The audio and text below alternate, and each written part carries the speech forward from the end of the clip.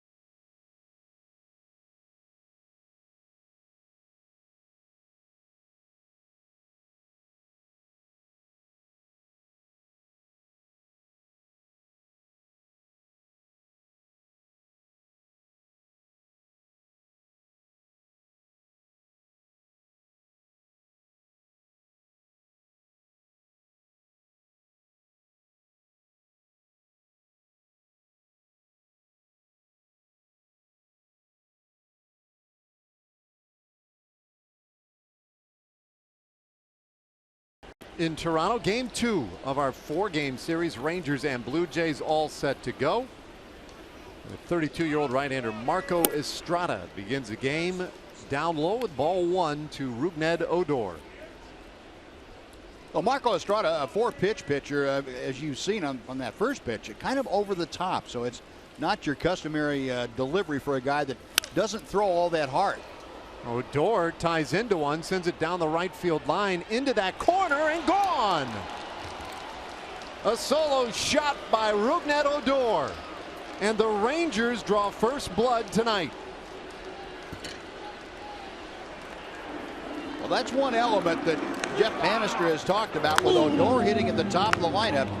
It's fairly likely that you're going to get a leadoff home run from some pop from him some course during a week, and the Rangers got it here today, and he has provided pop at the top spot, now his 7th time up there, and that's a great way to start on the road. Before the other team even gets an opportunity to swing the bat, you're up 1-0. Estrada, who is primarily a cut fastball, curveball kind of pitcher with a good changeup, and he got that fastball in a hitting zone, and we know Rougned Odor has never seen a fastball he doesn't just love. Nomar Mazara cuts through what might well have been that changeup. Yeah, good straight changeup. And 1-1 the count to Nomar, who was the hero last night for the Rangers. A 2-1 win yesterday in the series opener. Nomar had the go-ahead homer late in the game, and then made a spectacular defensive play in right field, completing a double play to get Sam Dyson out of a bases loaded jam in the 8th. It's 2-2 on Mazara. You can see by the swings that Mazara is having, Dave, how difficult it is for hitters to pick up that changeup. It's a 4-seam grip, which is a little bit odd, just like his fastball, and it comes out of his hand spinning exactly like his fastball. So recognition is a tough thing for hitters to gather. And so as a 4-seam changeup, then, like a 4-seam fastball, does it lack any late Yeah. movement. Yeah, it's pretty much straight. It's just a lack of velocity that gets hitters, and he has better command of that. He can pinpoint that changeup just like he can the fastball, but when he gets it up a little bit and it doesn't move, it could be problems. This one fought off by Mazzara, keeps the count 2-2. He throws it a lot too. I don't. There might be two pitchers in baseball who throw the changeup more than Marco Estrada, so I would suspect Rangers hitters will be up there looking for it. Well, he throws hard enough that if you start looking for the changeup, you're going to be behind the fastball, and that's no man's land where you're ahead of the changeup, behind the fastball, and you're sunk. The payoff to Mazzara, and he'll hit it sharply to second. Nice snag by Darwin Barney, one away. Well, time for a quick look at our Southwest Airlines starting lineup tonight. And for the Rangers, 15-11, first place in the West, a half-game lead over the Seattle Mariners. And it's Rougned Odor leading it off with a home run, Mazzara, and then in the heart of the order, Adrian Beltre, Prince Fielder, Ian Desmond. Mitch Moreland today bats sixth. And then at the bottom, it's Elvis Andrus, Brett Nicholas, and Delino DeShields. And a curve in there, strike one to Beltre.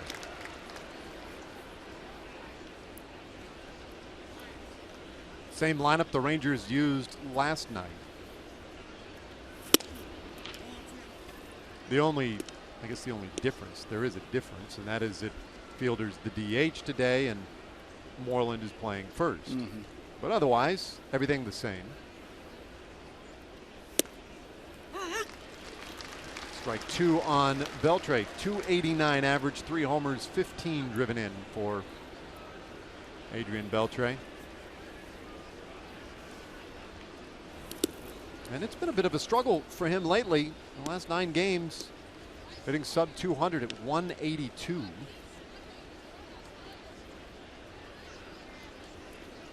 Rangers have been able to work around that a little bit, though. It's this one foul, and it stays 2-2.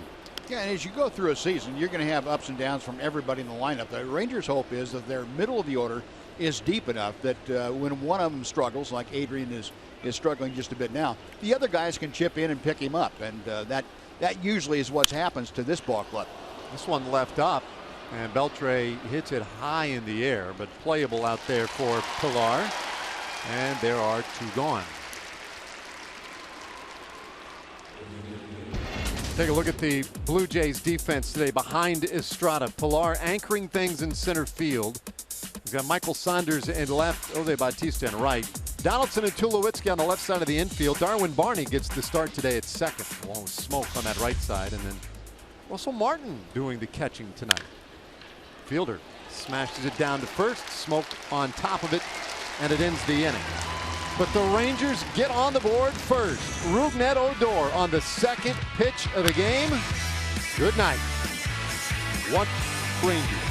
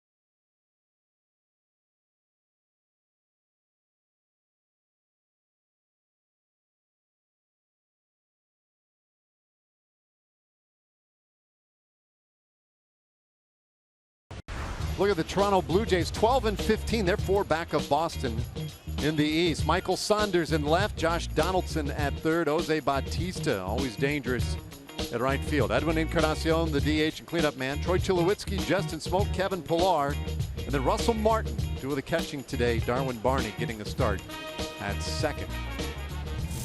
And they will face the 25-year-old left-hander from Venezuela, Martin Perez, making his 6th start. This is, as Dave told you, the first start that Perez has had against the Blue Jays in the regular season. He lost that matchup with Marco Estrada last October, right in this ballpark at home against this team. 6 innings of work in that particular start, or 5 innings of work, I should say, for Perez, and only gave up 4 runs, and that was pretty good to that Blue Jay team. But he'll look for better here tonight. Good start with strike 1 to Saunders. Left-handed hitter, and he's had a great start. Average up over 300. 8 doubles to go with the 4 home runs. It's 1-1. Pardon me, 0-2. That one just caught a sliver of the handle. So a foul tip by Saunders. And that puts Perez in a real nice spot now. Lefty working with pretty decent tempo. And it's 1-2.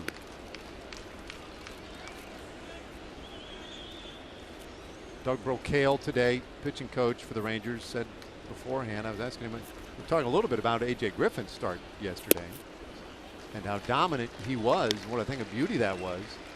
I said, all right, well, so Martin Perez, different pitcher, different style. What do you want from me? He said, I want to see the curveball. I really want to see him use that curveball and effectively today.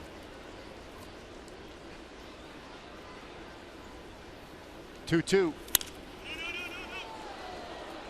Martin lives on that sinker. He likes that low strike, likes to see guys pounding in the dirt. You talked about the double plays his team turns. Right. 11 of them behind Martin Perez. That's most of any major league pitcher.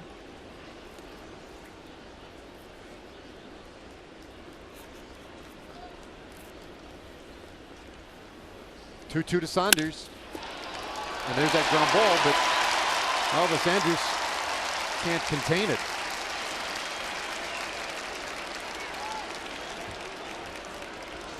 Kind of a slicing line drive off of Saunders' bat, and Elvis had himself in front of it and then went to the backhand as that ball sliced to his right a bit. Tough play for him. He didn't have time to really get the long hop that he would have liked to have had, and the ball did not come up quite as much as Elvis thought it would. And a hard hit ball like that, that's not an easy play at best. A base hit. The lead man on for the Blue Jays. Here's Donaldson. Donaldson, 9 homers, 21 RBIs. I mean, he leads the American League right now in pretty much all of the big power offensive categories. It's 2-0. Yeah, for my money, Dave, that last pitch, that changeup, is really the one that I'd like to see Martin Perez work to these right-handed hitters. That's a very effective pitch. It used to be his best off-speed pitch when he first got to the big leagues, but he's kind of gone away from that a little bit, using the curveball more. This is again 3-0 to Donaldson. Middle infield at double play depth. Andrus and Odor up a little tighter. That dirt infield is quick. It's the first year they've played with this new dirt infield in Toronto, but it's fast. 3-0, and that one is through. Base hit for Donaldson. And the Blue Jays have the first 2 aboard. Let's take a look at the Rangers defense tonight. Delivered to you by Fred Loya Insurance. Desmond, the start in left. Delano DeShields in center. Nomar Mazara, the rookie, has been fabulous in right. Adrian Beltre, third base. Elvis Andrus short. Odor and Moreland on the right side. And for the first time this year, Brent Nicholas doing the catching for Martin Perez.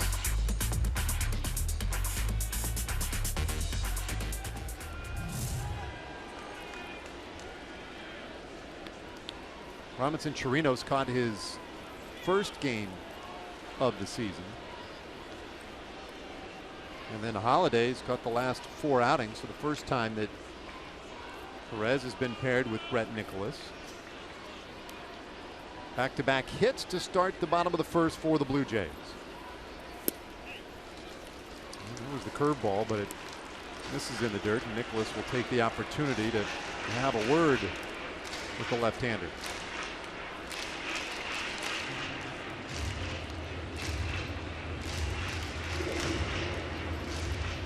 Oh, I liked right there.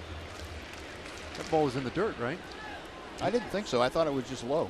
Okay. I didn't think it hit the dirt. Because he scooped that bad boy up and ran out to the mound. I love to see catchers do that. I hate it when they give up that scuffed ball too easily. Now, I don't know. Maybe that one didn't end up in the dirt. There's a potential double play ball. Andrews to second one, and Odor completes it. 6-4-3 double play. And so much for Bautista in this first inning. Well, that's a good thing about Martin Perez, especially this year. He realizes he's only one pitch away from getting out of trouble or putting a big dent in trouble with that double play grounder. He's not afraid to serve that up. And boy, the Ranger defense again going to work behind Martin Perez and potentially getting him out of a scrape here in the first inning. Oops. He had some frustrations last night and might not have gotten a real good night's sleep. I think he's carrying a bit of a grudge. And that didn't help his mood either. A little fussy tonight. Here's the first pitch to Edwin Encarnacion, and it's a strike. Now, as a pitcher, when you'd see a guy react like that, because I tell my sons this all the time, I'm like, guess what? The other team sometimes gets to get you out. Yeah. You know, that's exactly. No one, you know, you're not owed a hit every time you come up. Sometimes the other guy just gets you out. Yeah, but you don't want him to be okay with making outs, do you? I mean, just, no. You know, kind of that's a good thing. But I'd rather not a big scene, sure. Right? I mean, sure. Handle yourself with a little dignity. The guy got you out. We'll get him next time. Appeal on that check swing by Encarnacion. 2-1 to count. You know what I'm saying, right? I mean. Oh, yeah. But from my standpoint, I'd much rather have to tone down my son from being so competitive and so perfectionistic. Tone him down a little bit from that than to pump him up, you know, when they start giving out the participation awards, that he's okay with that. Yeah. 3-1 now to Encarnacion. Well, it was a big double play. Saunders is at third base. And although it has not been a real good start for Encarnacion, you do have to be very respectful of his power. And that's a big pitch here at 3-1. Couldn't get that call on the corner, and now men on first and third for Toronto. Now, Martin's still fighting himself a bit. I see a young man in Martin that hasn't quite recovered from the surgery, hasn't quite gotten it convinced himself that his stuff is good enough to pitch as he did before he was hurt. We can see that he's fine up here watching it, but what he feels about himself, his self-respect, if you will, as a pitcher, is not quite there yet, and so he gets frustrated pretty easily when he tries to be too fine, and hard to recover from that very quickly in one inning. Well, to this point, he has avoided any substantial damage, but in a bit of a pickle here. Troy Tulowitzki up there, and there's strike one. Too low at 165. Everybody knows Troy Tulowitzki to be a great defensive shortstop. They also know him to be one of the best offensive shortstops. At least he was in the National League with the Rockies and had a great finish here with the Blue Jays last year. Last night, he had one of those forgettable evenings. 3 strikeouts, an 0 for 4. He's in a hole here, no balls, 2 strikes. Yeah, now, a very important pitch. I'll just say this one time right now, Dave, that Martin Perez has gotten Tulowitzki to foul off a couple of fastballs. and he's been late on both of them. If Martin believes in himself, he'll come back with that good fastball up and in or off the plate inside instead of going to a breaking ball or a changeup here. Try to bury him. We'll see what Brett Nicholas wants him to do. The 0-2. Good. Yeah. Good. And you like the location there, right? Because you're under no obligation or pressure to throw a quality strike over the heart of the plate. No, and both pitches had been down before, the first two pitches. And then Tulowitzki got a pitch up a little bit. And typically a hitter will tell you, that pitch looks like I can get on top of it, and I can't. It gets on me a little bit more quickly than the ball down. So that's a good spot to go with the 0-2 pitch.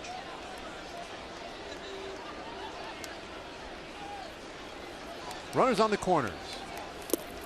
And he wouldn't chase the breaking ball outside. 2-2.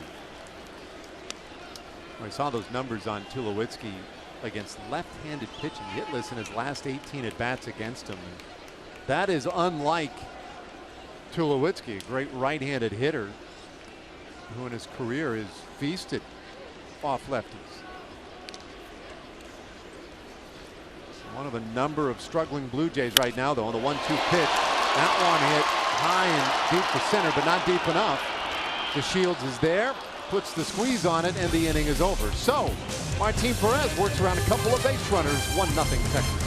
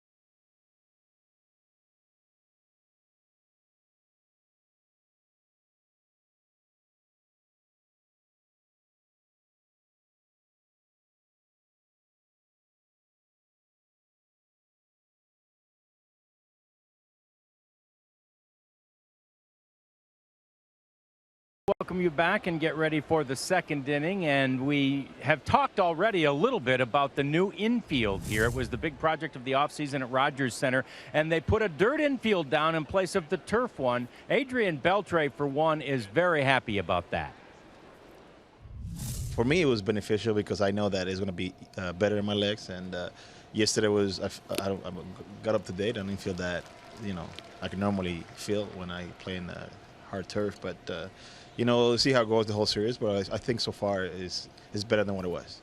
Of course, previously they had those sliding boxes, and AB said that every morning he'd wake up after the game and he just had tremendous pain or at least tightness in his hamstrings. Didn't feel that this morning, so it's likely that he won't have to sit out a game in this series as he has sometimes in the past in Toronto, guys. Yeah, thanks, John. That is the upshot here, is that all the guys a lot more comfortable after one game. Of course, it's a 4-game series. And the next question, Buzz, is, well, what about the outfielders, right? Yeah. They're on that thing all night, but Jeff Bannister pointing out today, they're young. Hey, I got a bunch of young outfielders. Right. They can handle it. Well, and they don't have as many quick stops and starts as infielders typically have, and getting down in kind of a crouch position every pitch like infielders have to do. So it's a little bit different for outfielders, but yeah, they don't get any break from this at all. They're out there the whole time, the whole 9 innings. Full count now on Ian Desmond leading off this second inning. Rangers lead 1-0. Rougned Odor with a home run to open the game on the second pitch of tonight's contest. Payoff from Estrada. And that's playable. And the center fielder Pilar hit well, but not well enough. One out in the second. So far, the Rangers have hit some balls pretty sharply. The home run by Odor might have been the softest hit ball in that first inning. Mazzara hit a bolt to second base, and Beltre skied pretty deep to center, and then Prince Fielder hammered one to smoke. So right now, Rangers are seeing the ball out of Estrada's hand pretty well. The fielder ground ball to first. What is it? Statcast? Yeah. 113 miles per hour. Wow. Curveball for a strike to Mitch Moreland. Time for our TXU Energy Power Player to watch. And you guessed it, Mitch Moreland on a 5-game hitting streak and hitting with some power.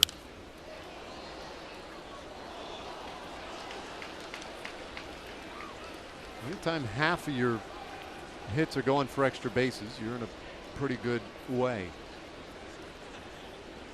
That's just it. I mean, he's been making real hard contact,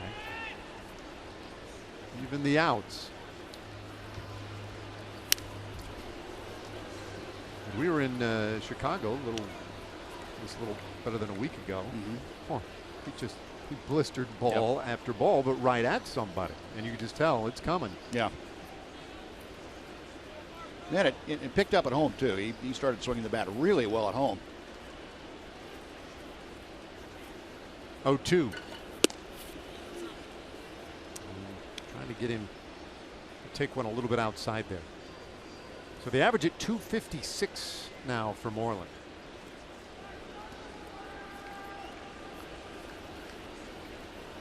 Go a little further outside this time. 2-2. That's that cut fastball that Estrada throws, trying to backdoor that fastball to a left-hander. And that's become a good pitch for him. Estrada didn't start throwing that until about the middle of last year. 2-2. Back-to-back full counts to start the second inning for Estrada, whose next pitch will be his 30th of the night.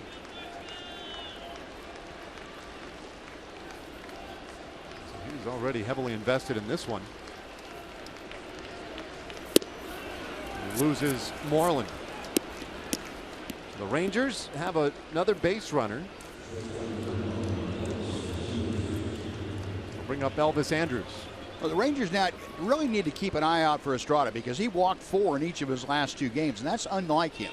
But he might be in one of those little funks where once he gives up a walk, things aren't coming back together quickly for him. So if the Rangers can strike here while the iron's hot, he'd be in pretty good shape.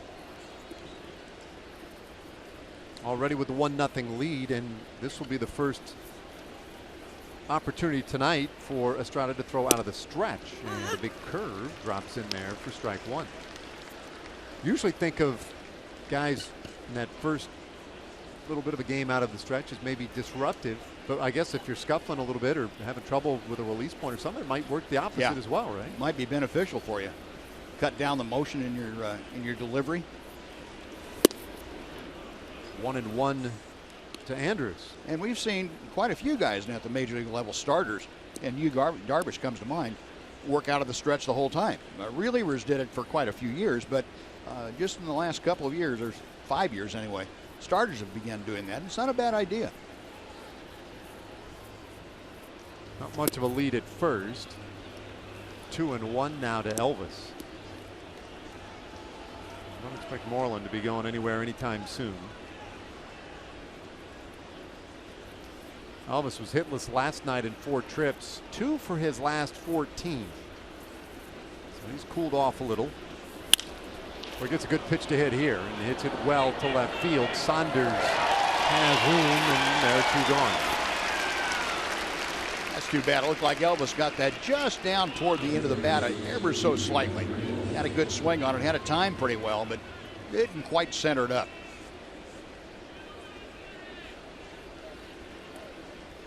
Now Brett Nicholas.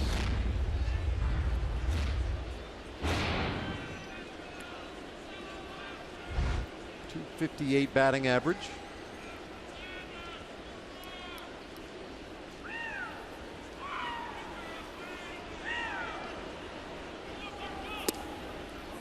Rangers today with the news of a player move. They have traded for Bobby Wilson again. So Bobby is back in the fold. In fact, will be joining the team tomorrow.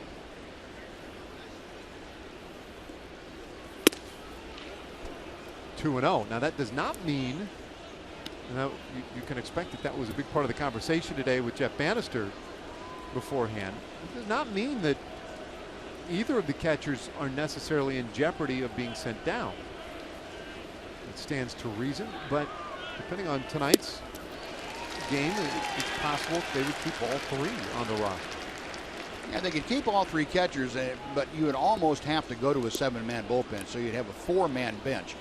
Couldn't see having 2 extra guys or 3 extra guys only, and 2 of them be catchers. That'd be pretty rough. No, that wouldn't make any sense. It would definitely be with a casualty in that bullpen. 2-2 now to Nicholas. All of that said, I mean, conventional wisdom says that they will go with 2 catchers. Sure. Somebody will be out to make room for Bobby tomorrow. 2-2. Breaking ball, and that ball hit well left center. Long run Pilar. He won't get there, and neither will Saunders. Bounces up over the fence, and it's a ground rule double.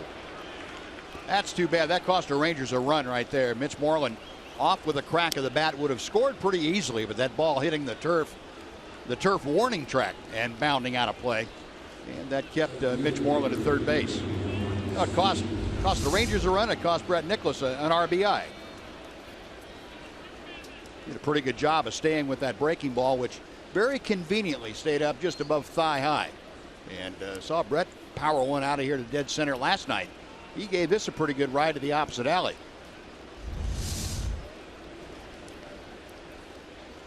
Yeah, good news, bad news. I guess you always take the double. The bad news is they could have gotten a run out of it had it stayed in the ballpark. Now a great spot for Delano DeShields. Ooh, look out.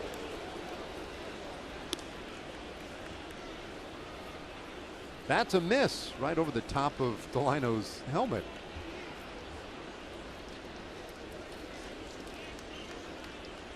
DeShields' last 3 games, it started to look a lot better for him. 5 for his last 11.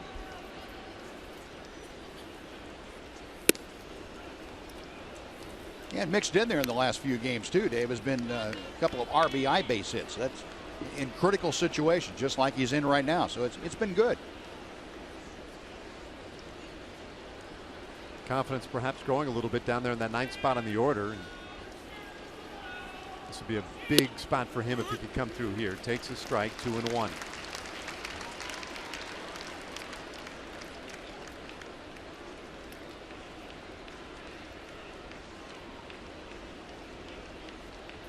Well, an early opportunity to jump on Marco Estrada. 2 out, but 2 in scoring position. And DeShields with a little tapper. Estrada will take care of it himself. And the Rangers leave 2 men in scoring position. We played 1.5, 1-0 Texas.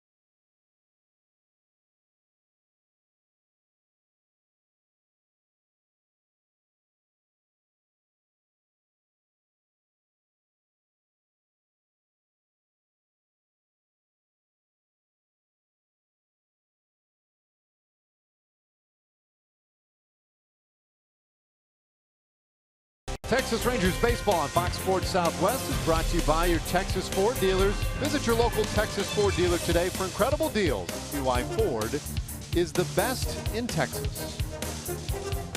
Beautiful scene up here in Canada. CN Tower, on the left side of your screen. We're in the Rogers Center. In the bottom of the second inning is Justin Smoke, the former Ranger, takes strike one. Smoke, Kevin Pillar, and then Russell Martin. Love to see Martin Perez walk out there and stand on the mound like he owns the place and get himself back together.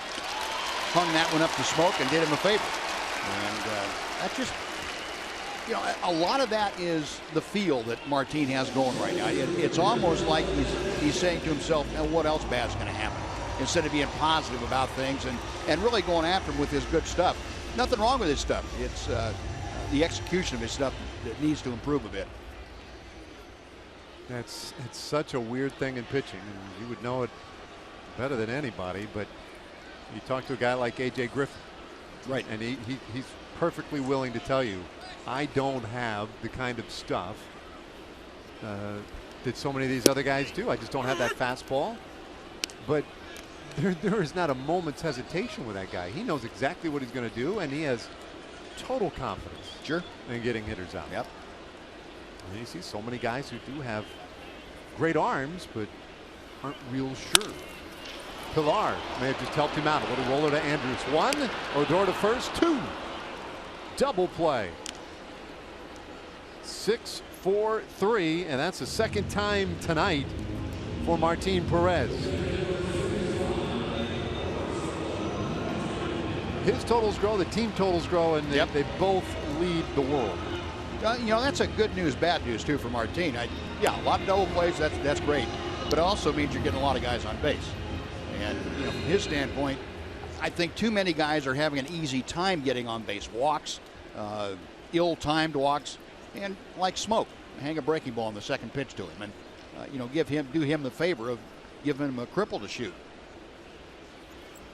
Well, now Russell Martin. And he hits this one sky high in the air. Should stay in the ballpark. And DeShields will squeeze it for the final out of the inning. So 3 up, ultimately 3 down. We go to the third.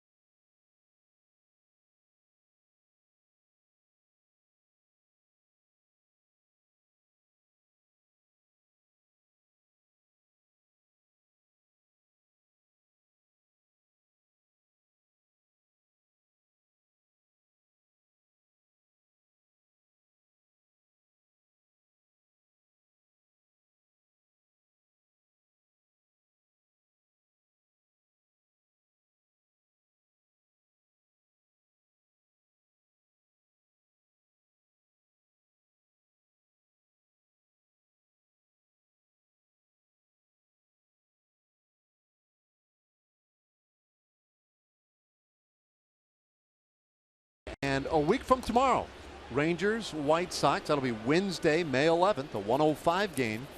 Take your lunch break out at the ballpark and enjoy all the dollar hot dogs you can eat, courtesy of Texas Chili Company. Visit TexasRangers.com for tickets or call 972-RANGERS.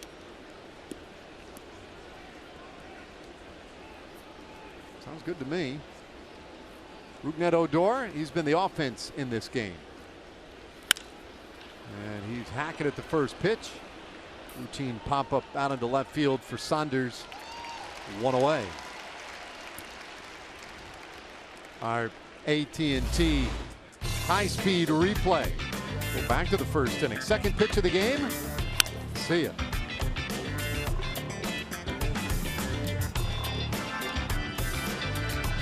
Fourth home run of the year for Rougned Odor, and it has been a 1-0 game since.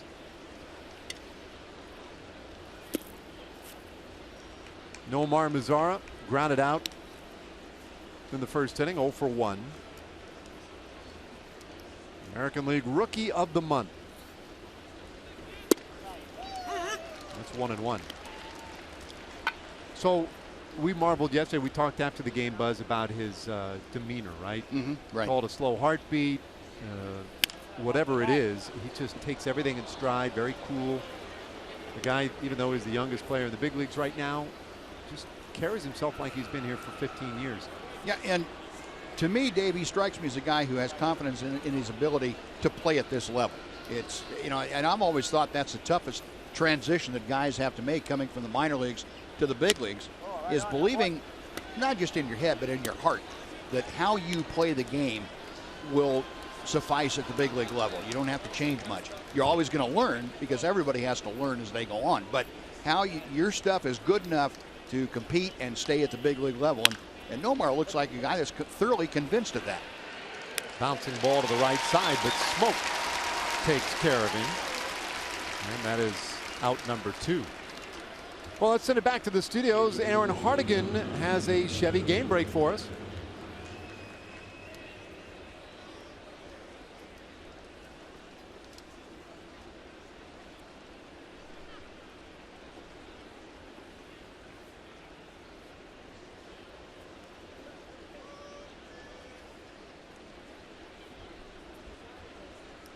Adrian Beltre batting with 2 out here in the 3rd inning. Dave Raymond, Steve Busby with you from the Rogers Center. Tom Grieve getting a couple of well-deserved days off, enjoying some family time. 1-0 to Beltre. Hits it hard opposite field. Bautista going back onto the track, and at 111 meters. Makes the catch. Inning over. The Rangers go in order, but after 2.5, they lead 1-0.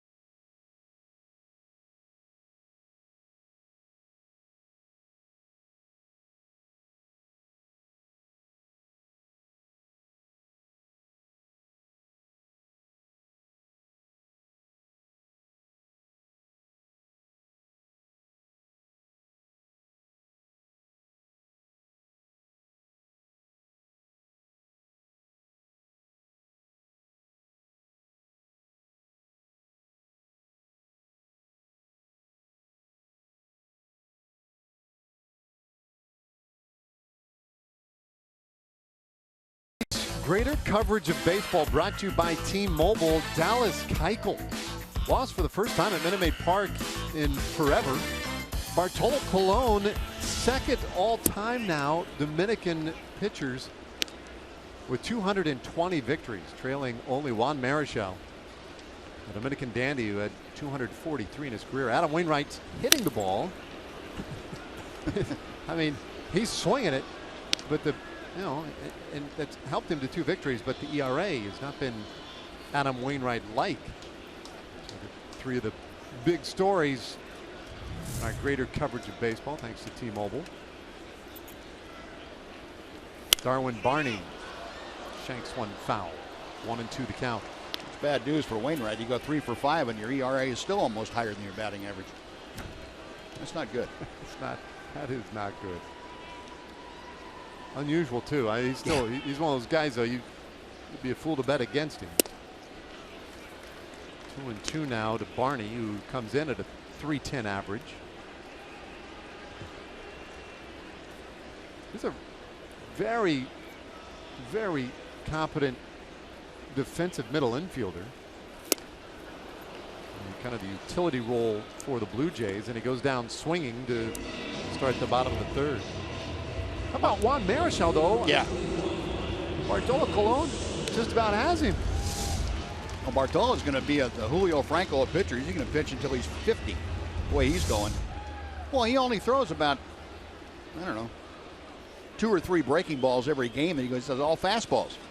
He had 81% fastballs this year. Bartolo Colon. That's not going to take much out of you. I think he is going to be a shoo-in for the Hall of Fame when he retires in 2073. Right. I mean, simply by virtue of pitching in 4,000 games.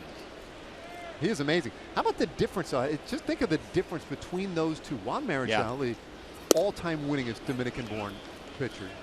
Graceful, the high leg kick, tremendously athletic, could hit. And Bartolo Colon. Not so much. But both of them effective when they get on that hill. 2-0. That's a little tight.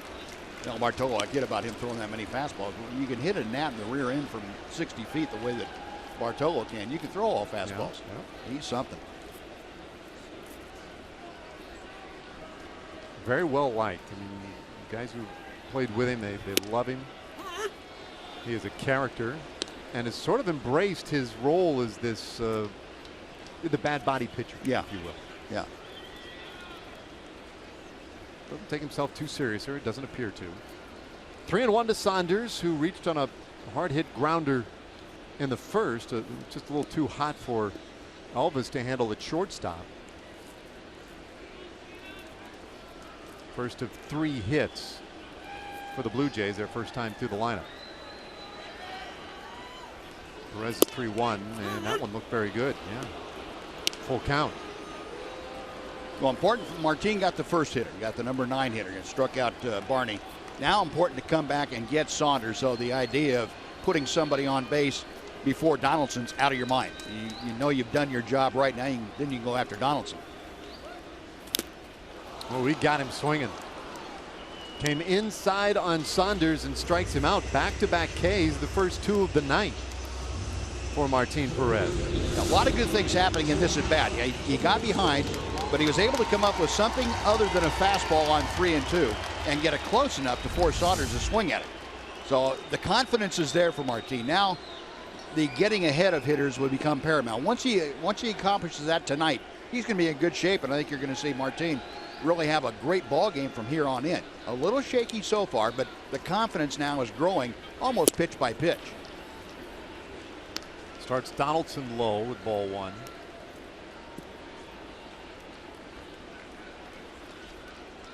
Donaldson reached on the hit to left field in the first inning. It's 2-0. Well, Donaldson's not a guy that you want to be extremely gregarious against in a 1-0 game. You want to be careful with this guy. You're a left-hander. That's probably a wise move. Especially now you get behind him. Okay, but you put him on, that's okay. It's not a bad walk. And remember, he swung at a 3-0 pitch last time up. Danger, of course, still does loom with Bautista in the on-deck circle, although they're going to perhaps have to fit him for a straitjacket before the series is done. A walk to Donaldson, and here comes Bautista. Also, Doug Brocail racing out to the mound.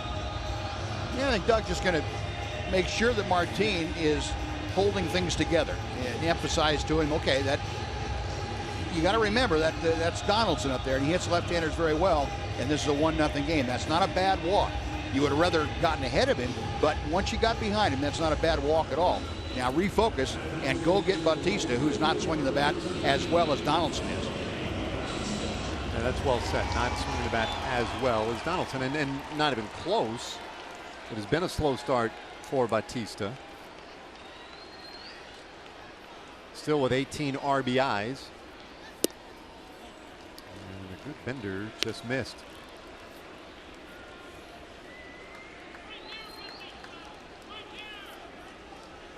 Bautista has had equal success or lack thereof with lefties and righties this year. And takes a beautiful strike from Perez. 1-1.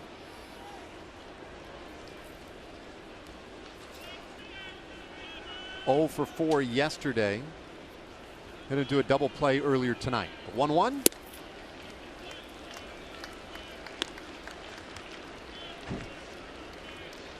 Still muttering and mumbling to himself up there. You can see last 3 games he's a bit of a tailspin.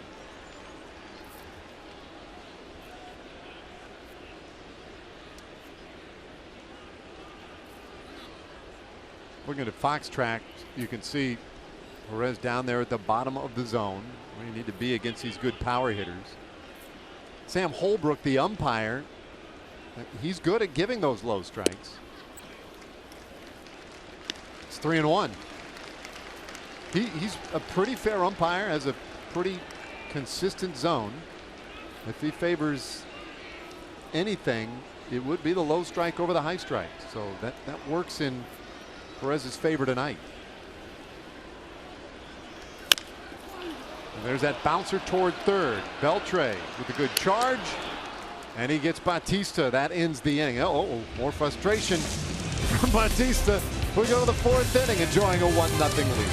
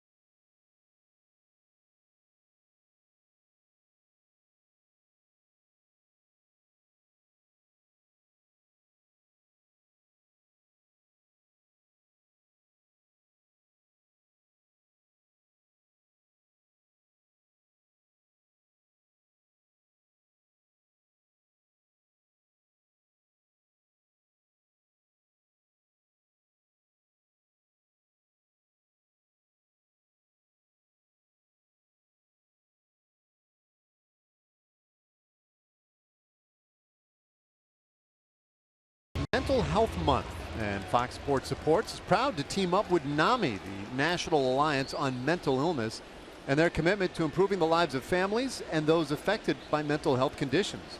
Learn more about how to be stigma-free and visit foxsportsupports.com. First pitch strike to Prince Fielder, and we're underway in the 4th inning. 1-0 Texas.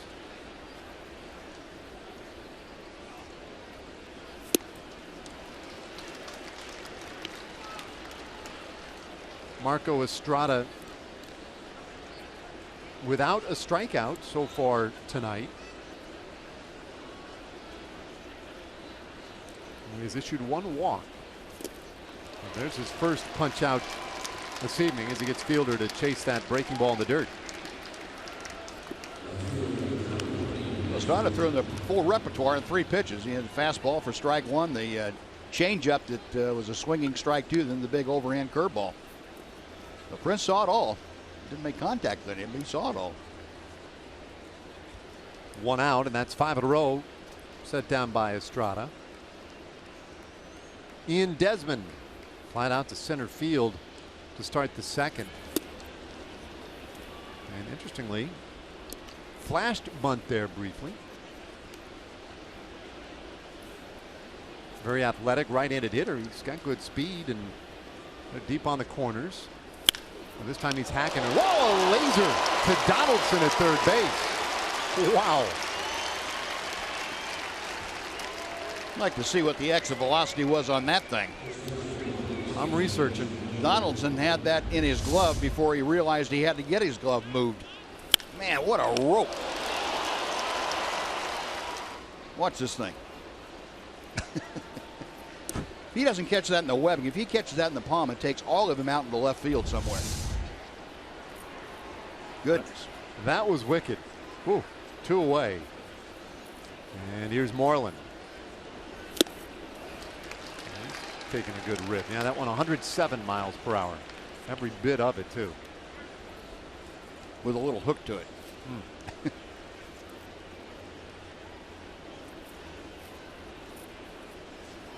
You said it earlier. There's been some hard contact against Estrada tonight, and there's just another example. Yeah, the bad news is he's starting to settle in a little bit. The last 5 or 6 hitters started to get himself ahead of hitters and using his whole repertoire pretty effectively. 2-strike pitch to Moreland, and that ball hit hard but foul. Atta babe.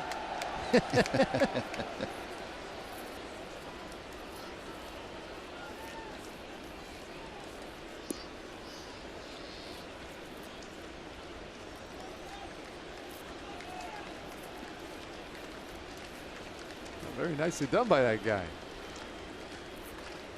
2-strike again to Moreland, and he'll bounce the breaking ball weakly to Darwin Barney. 1-2-3 inning, and don't look now, but Estrada is retired 7 in a row. We go to the bottom of the 4th.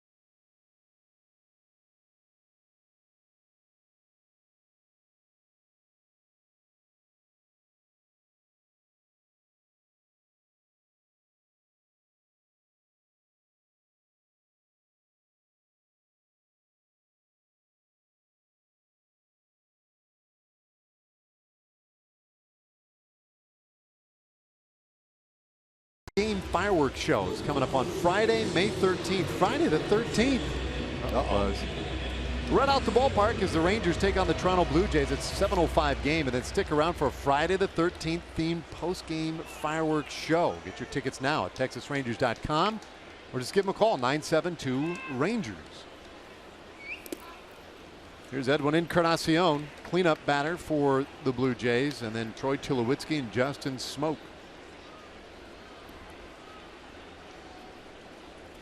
Home half of the 4th inning. The only scoring tonight for either team occurred on the 2nd pitch of the ball game, and that was when Rougned Odor sent one down into the right field corner for his 4th home run of the year. Perez 3-0 now on Encarnacion.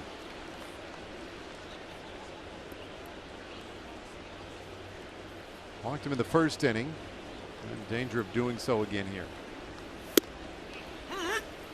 Strike 1 on the grooved fastball. And Martine's starting to speed things up a little bit with his motion. That usually sends a message that he's trying to get out of difficulty by throwing harder. And that rarely works. This one headed to the seats. See if a fan makes a good play like the gentleman a little earlier tonight. That's right, partner. You pick it up off the concrete too. There you go. A youngster right nearby. Looks like perhaps his. Well done. 3-2. And a routine 2-hopper for Elvis Andrus. 1 away in the 4th. A good job by Martin Perez to calm it down to come back from 3-0 count and get Edwin Encarnacion to hit a harmless ground ball. Boy, it's a constant battle when you're in a position like Martin Perez is, really trying to get your confidence back. You want so much for things to work out. You want so badly for things to work out. You know, you're willing to do anything. You work your rear end off and you get out on the mound, and very little of what you worked on goes with you. You know, and you have to scuffle and try and figure it out. Elevates a fastball that time to Tulowitzki. It's hard to believe that when you get out there, if you back off and try easier, that you tend to get better results. Well, that's such a foreign concept to anyone, just as a human. Right? That's probably the message Doug Volcale is going to take out there right now. Say, look, I'm not really thrilled with your body language. Let's back off. Let's do what we talked about. Calm yourself. Get your breathing going. Relax a little bit. Work with Brett Nicholas. Trust the fingers he's putting down, and trust where he puts the glove, and trust yourself to throw it there. And it doesn't take anything more than that. Very simple, very difficult to do. He hears it over and over and over again. You know, at some point, you just have to believe it yourself. Yep. 2-0 to too low, and it is too low. Ball 3.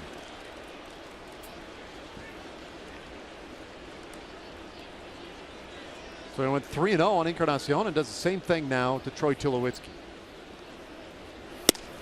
There's the automatic strike.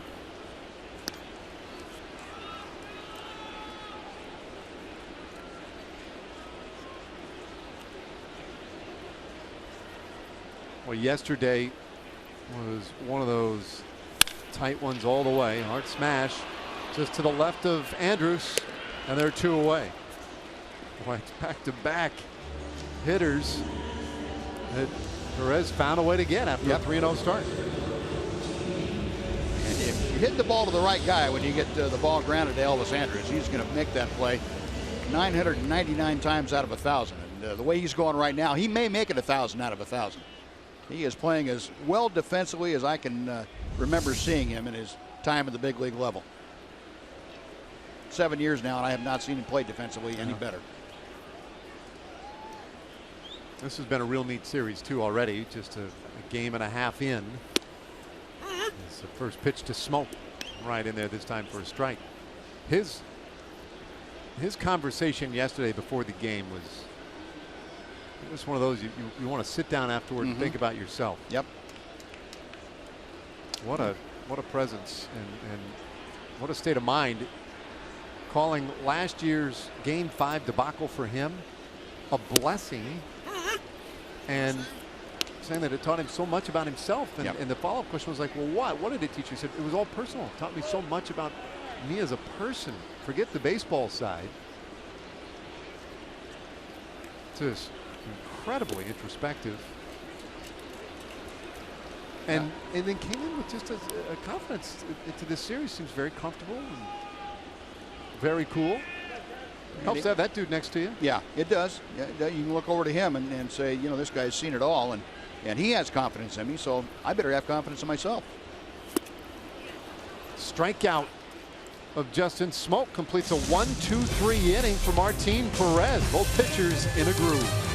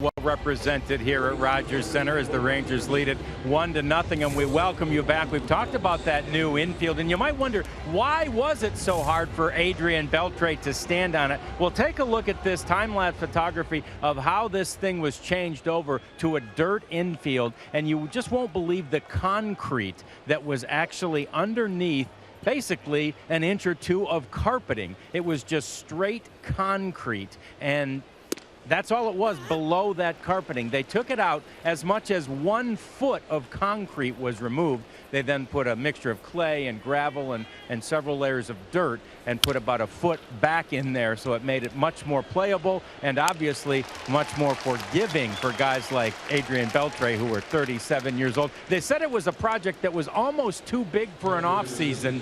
I asked if they were thinking about doing the warning track next, and they said that's going to have to be for another year, guys. Yeah, all right, yeah, thanks, John. Of course, you look around the ballpark, and this city has all kinds of construction issues everywhere you look. They're busy in this town. Yeah, they got that infield done. Great. The track will come another time. It's the largest city in Canada. I believe it's the fastest growing city in Canada still. You get that, I get that sense just walking around. They're constantly putting up new buildings. Appear to be a lot of room, but they're working. Elvis Andrus grounded out to his opposite number to start this 5th inning. Now Nicholas, he hit a ball real well in the 2nd inning, a ground rule double, and that was the last base runner the Rangers have had.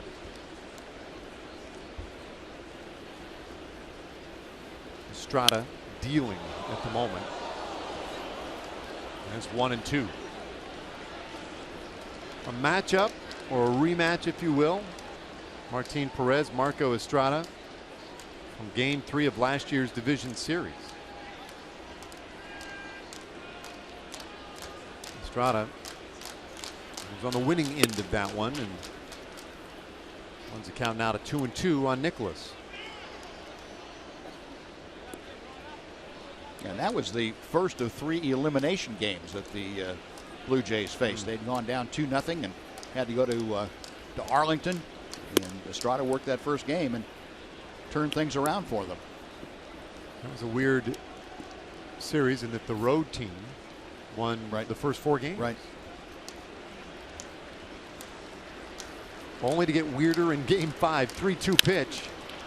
That ball hit well again, but to center field, and Pilar can get to it. 2 away, and it's time for our Kubota Power Stats. Marco Estrada, last 9 starts here. Yeah, pretty good. Pretty good. Yeah, that opponent's batting average, that's not a misprint. He had the lowest opponent's batting average of any starters last year, lower than the Cy Young Award winner Dallas Keuchel. And this is not a real pitcher-friendly ballpark. No, it's not. Not at all. And that, well, you talk about flying under the radar. Marco Estrada isn't even the best-known starter on this team. Oh, yeah. Not even close. And you're right. There are all kinds of numbers that you can trot out about his effectiveness last year. One of them was his batting average on balls in play. Right. Which was so absurdly low that it sort of defies explanation. It's like 217. And it's really hard to figure. You know, a lot of times they'll say if a guy is, you know, to either side of the league average, they'll say, well, he was probably lucky or he was probably unlucky. That's usually the explanation. But he was so far off the grid, you have to think he's doing something to get that kind of contact.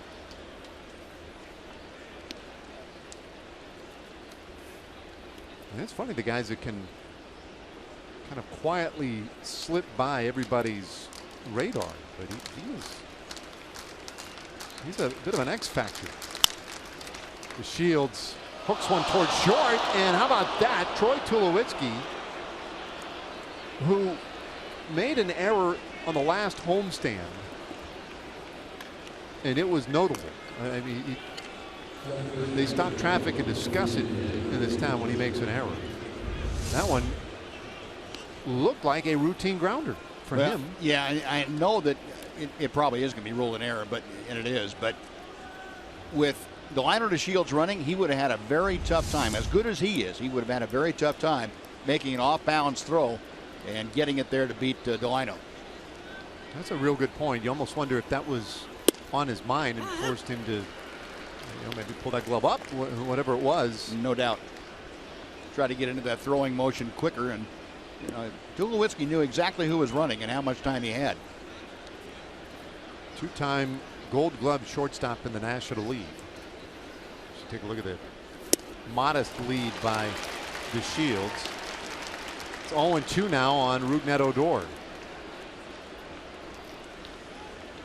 Yeah, with 2 strikes on now, you might see Delino take a little bigger lead and see if he can't swipe a base. Not going, and it's 1-2. The idea being, if you steal it, then you're in scoring position for Odor. If you don't, still have your leadoff man starting off the next inning, and he's got a fresh count. A little bit bigger lead, perhaps. He's still holding, and Odor strikes out swinging to win the inning. Rangers get a base runner, but can't do anything with him. We're halfway to the house, 1-0.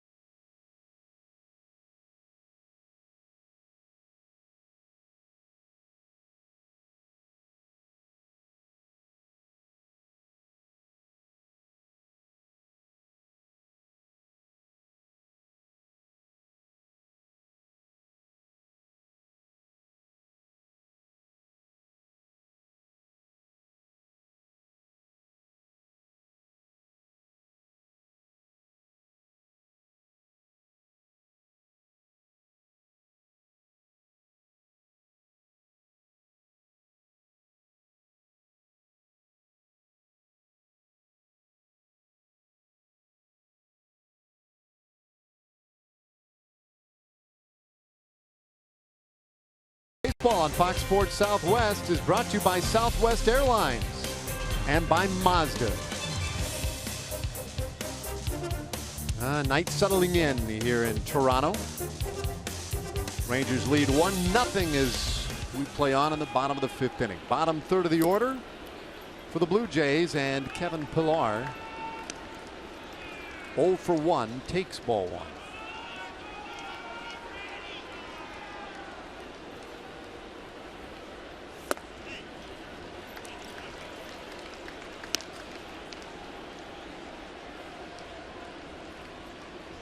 Pillar now in his 4th year with the Toronto Blue Jays. And it's 3-0. Boy, this is becoming a pattern. Yeah. Not the one you want either. He managed to get away with it in the 4th inning. Went 3-0 on Encarnacion and Tulowitzki and got both of them. And there's strike 1. And it's not that Martine's out there trying to do that. He's trying to throw strikes, trying to throw quality pitches, but it's just not working for him. He's not allowing himself to go ahead and get ahead of the hitters the way he can. This ball rifled foul. Strike 2.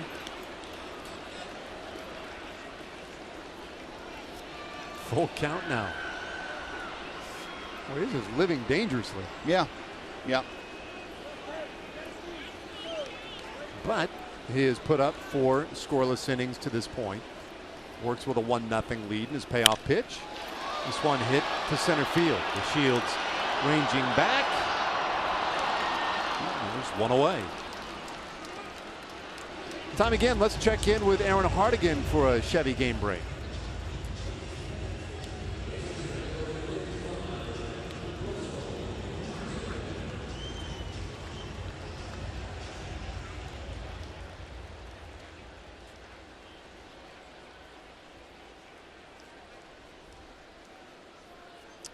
All right, thanks, Aaron. Yankees 8-15 coming into play today, and they've lost 5 in a row. Strike 1 in there to Russell Martin.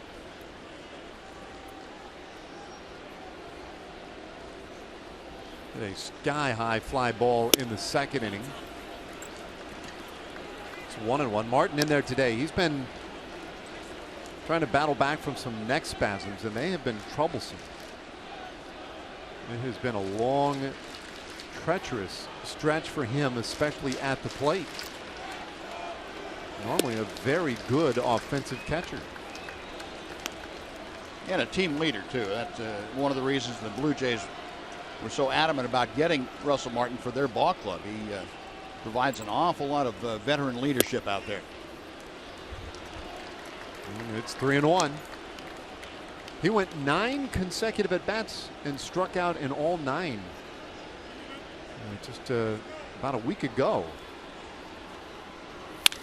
Hits this ball sharply up the middle, and it's a base hit.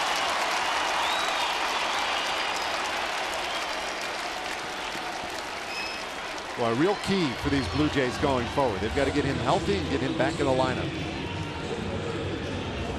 Let that break down. Balls and strikes there. Yeah, it's been a frustrating outing for Martin Perez, and you know he's fighting himself. He's also trying to find a very good Toronto Blue Jay team, but one battle he's winning, and one battle is kind of a toss-up right now. The one with himself is about a 50-50. Darwin Barney, 9th place hitter.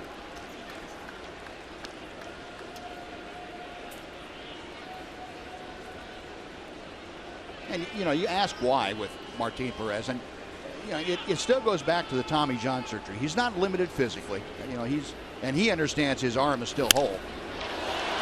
Barney hits one to center. The Shields again, plenty of space, and they're 2 out. But the thing with Martin is that the layoff of a little bit over a year to get back into competitive mode, to get yourself to where you can take control of a game when you have the opportunity, isn't quite there yet for him. He runs hot and cold as far as that goes. It's having confidence in yourself. It's competing to the level that you know you can compete. And Martin's not quite there yet. That's That's the hardest thing to overcome when you're coming back from an injury that keeps you out any length of time. It's not the physical. You can get the physical taken care of and know that you're 100% or as close as you're going to be. But the mental part of it is what kind of lags behind. And that's a difficult proposition. And even with that breakdown we just saw and some of the, I guess, frightening moments early on here where he has fallen behind so many hitters, he's allowed just one runner to get past first base. Yep. Well, a couple double plays have helped him, and that's making it a good pitch at the right time and having the good fortune to have it grounded at somebody. But you don't want to, with good teams like this especially, and I don't care how well they're swinging the bat or how poorly, you don't want to give them too many opportunities where one swing of the bat can do the damage to take the lead or tie the ball game up. You know, you're playing with fire every time you do that. Well, this is where things get really dicey when you're talking about facing the Blue Jays. Saunders, their leadoff man, is off to a very good start. And looming on deck would be Josh. There you go, Josh Donaldson. 2 strikes though now on Saunders, who struck out last time into the 3rd inning. And this is where Martin can take a big step toward getting things back under his control, and that's go after Saunders and really put him away right here so you don't have to deal with Donaldson until next inning. Lefty on lefty with Russell Martin over there at first.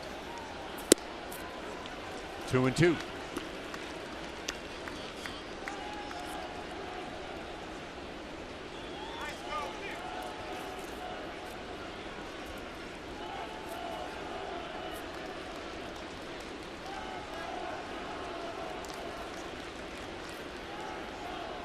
Perez trying to work his way through the 5th inning, and his 2-2 pitch just missed.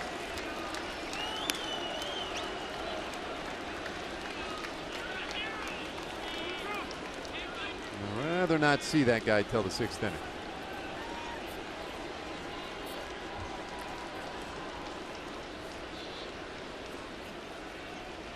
Martin will be running. There he goes, 3-2 pitch, and that's ball 4. And so for the 2nd time tonight, Toronto has a runner in scoring position. And that wouldn't fall in the category of a good walk. That's the one you wanted right there. You wanted to make Saunders swing the bat. Yeah, he moved into a leadoff spot, and he's done very well there. But still, lefty against lefty, you've got to go after him and bury him when you've got Donaldson in the on-deck circle. You could argue that's the one guy that you absolutely could not walk all night. And there he is. Donaldson up, a single and a walk in his first 2 times in.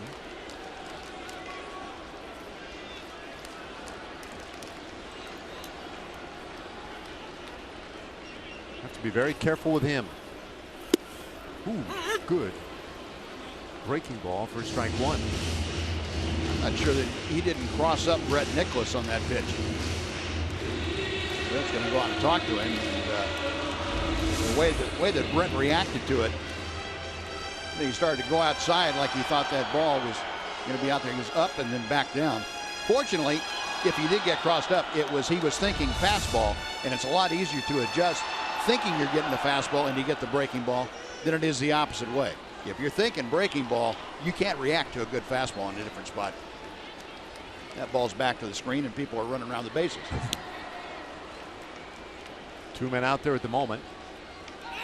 Good spin, and Odor, what a great pick.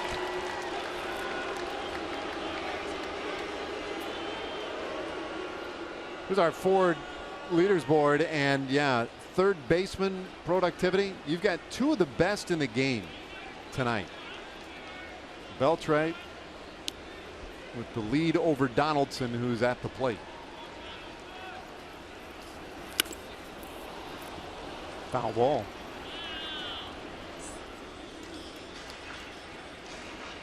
Crowded him with that breaking ball. 0-2.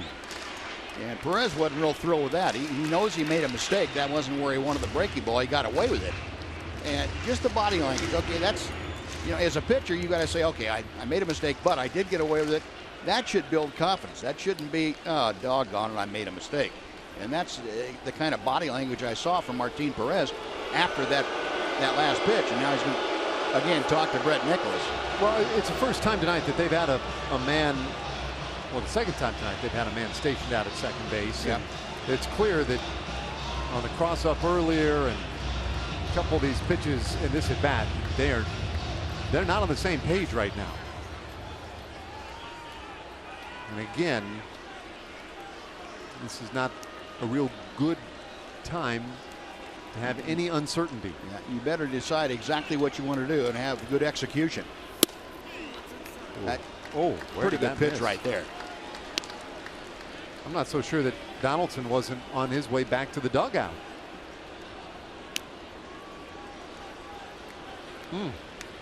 Just a skosh inside. 1-2. I'll do it again.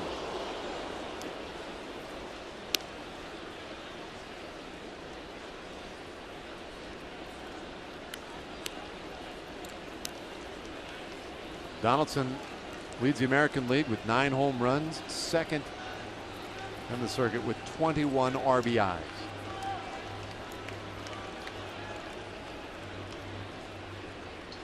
On the way from Perez. And that one headed the other way. Down the left field line, curling toward the corner, and that is a long foul ball.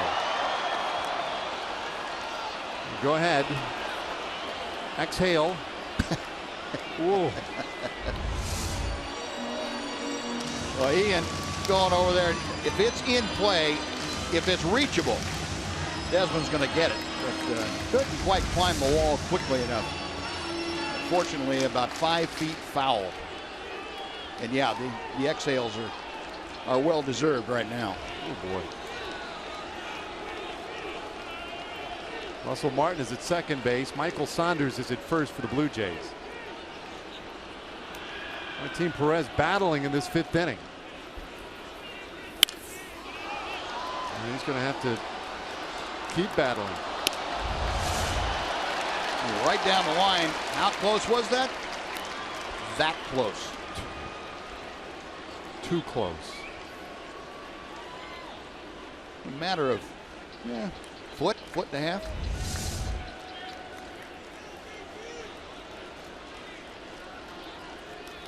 Some high stress pitches right here from Martin Perez. Long pause and another close look at Martin. And look, Martin, he may be a catcher, but he's probably the best base running catcher in the American League.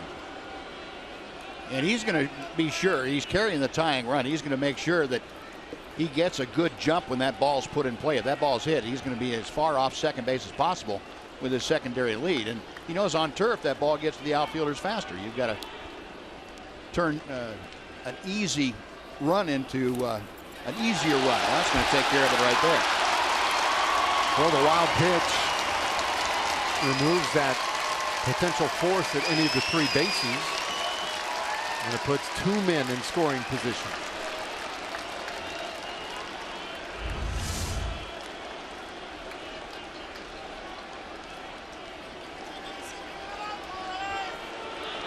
You know, Brett Nicholas had that glove was up a little bit, so the ball bounced, and instead of hitting his chest protector, it went off the heel of his glove and kicked to the right.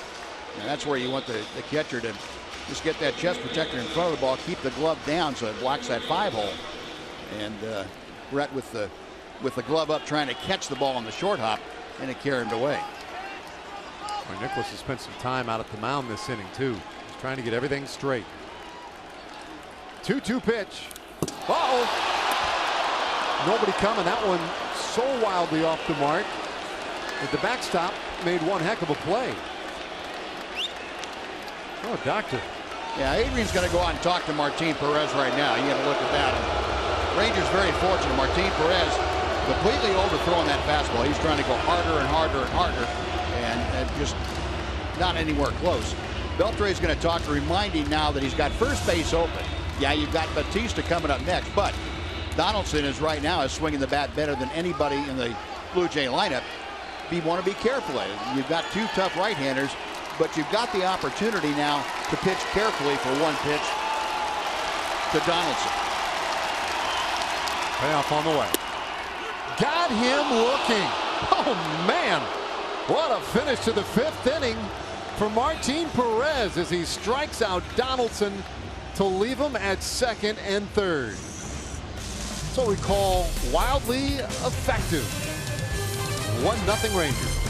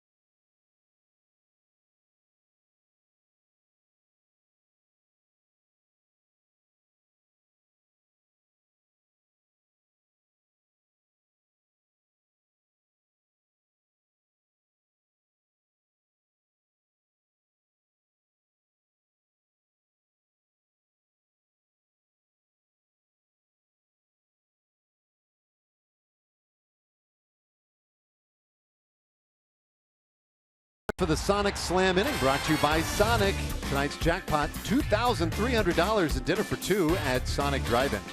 For Ranger hits a home run during this inning, Marie Phelps of Allen, Texas will win $2,300.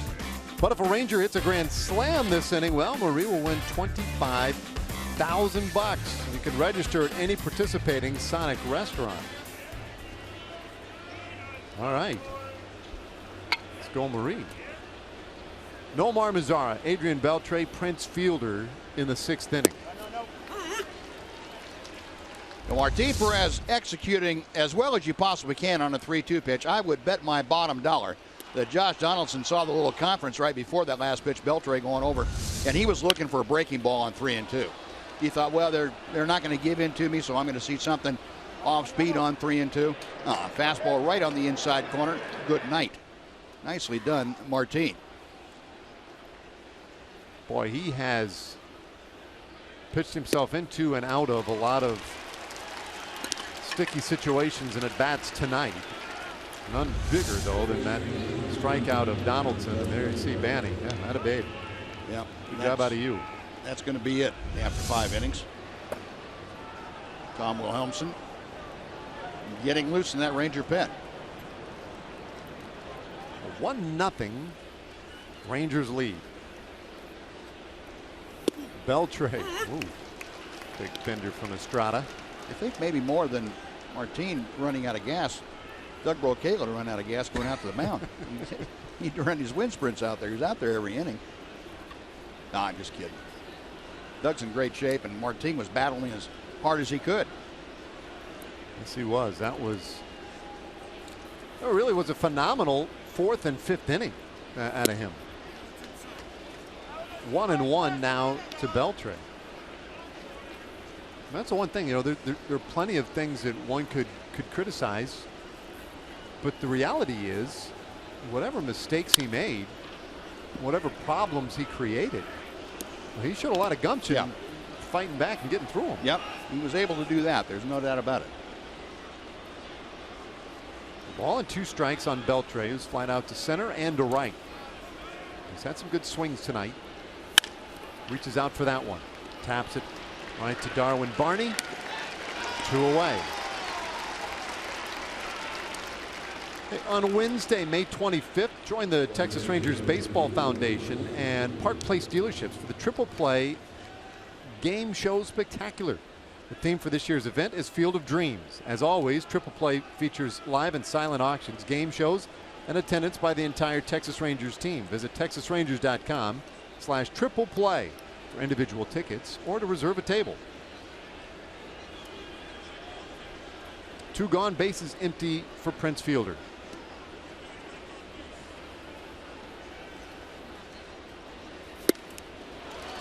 He took some healthy cuts in the 4th inning and was not holding back on that first offering from Estrada.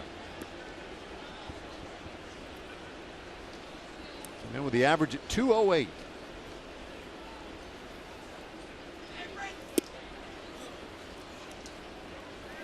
Fielder, though, has hit safely in 4 straight games now. And over the last week, sitting right at 292, so starting to see that batting average climb just a bit. Yeah, the one thing that never has lagged this year, Dave, from Prince Fielder's game has been the ability to drive in runs. 17 RBI, that's still highest on the team. Prince finds a way to get those runners home given the opportunity. 2-2. The big fella. Well, that's one of those things about Prince Fielder, right? You see him walk through the plate and you feel like, well, I have an idea what this guy wants to do with the ball. But Fielder's one of those rare guys who can do just about anything with the baseball. He sends this one down the left field line, but into the awaiting glove of Michael Saunders. A 1-2-3 inning again for Estrada, who's in a groove.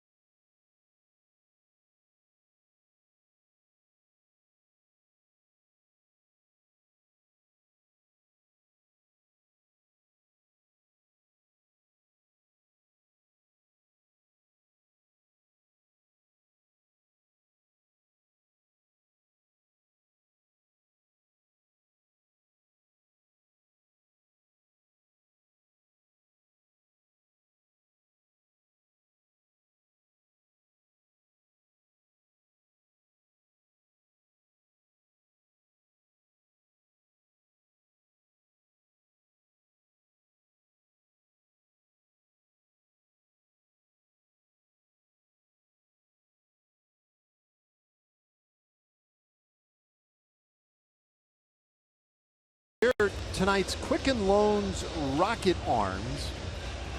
We take a look at the strikeout totals, or leaders on the Rangers. A.J. Griffin with a career best 9 strikeouts yesterday. Now second on the team and just 2 back of Cole Hamels. Talking to A.J. about that today.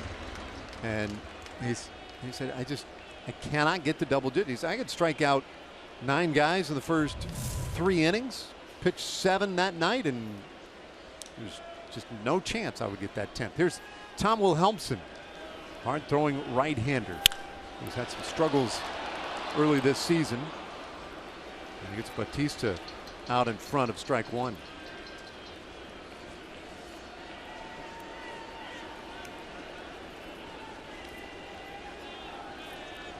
Bautista, a guy who has struggled mightily these first 2 games, and shoots another one foul down that third base line.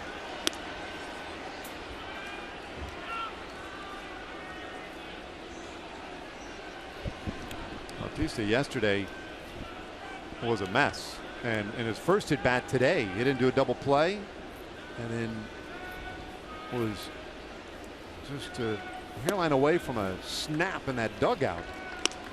1-2 the count.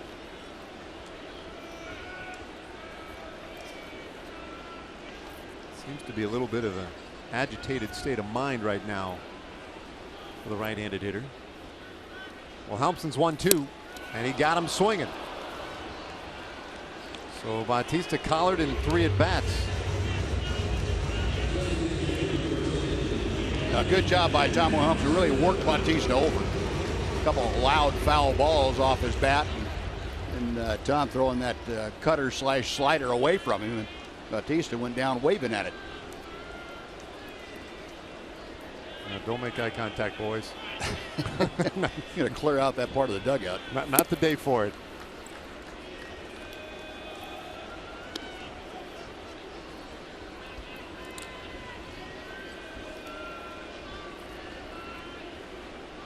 I guess he's kind of getting that same treatment a pitcher gets on a no-hitter. He's got his own no-hitter going in this series. I don't know if that's as much superstition as it is self-preservation. You don't want to get a piece of equipment lodged between your teeth. Back-to-back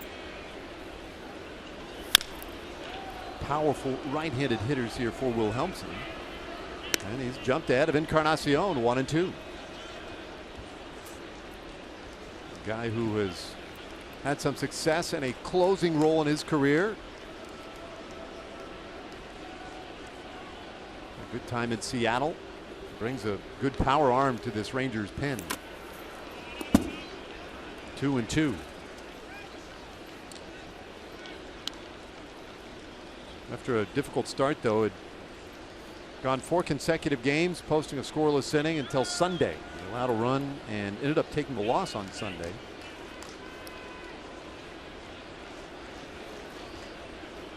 His 2-2. Buried that one.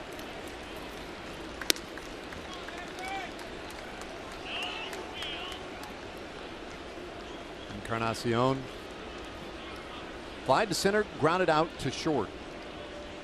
Characteristically hitting around that 230 mark. And hits this one on one hop right to Elvis Andrus. 2 away. They head to Globe Life Park on Sunday, May 15th, and enjoy a post-game concert from Toby Mac, presented by Buckner International. The concert follows a 2:05 game against the Toronto Blue Jays. Be sure to wear red to red out the ballpark. You can get your game ticket at Field Pass to watch the concert on the field at TexasRangers.com/concerts. And it seems like every promo involves the Blue Jays. It's because the Rangers have a lot of games against the Blue Jays in this 2-week span. You have the season series all wrapped up in 2 weeks. Home and road. 7 head-to-head contests in a 14-day span. This one rifled into left field. Tulowitzki back in the hit column for the Blue Jays. Well, it's been a struggle for him. A 2-out single for Tulowitzki brings up Justin Smoke. Now, the good part about that is Tom Helmson made Tulowitzki go out and reach for that pitch. Didn't give him anything he can pull with power. Jesse Chavez, the right-hander in the Blue Jay bullpen, will probably see him next inning, or apparently. But Will Helmson not giving Tulowitzki anything he can really jack out of the ballpark. So now the switch hitting Smoke, who is 1 for 2 tonight.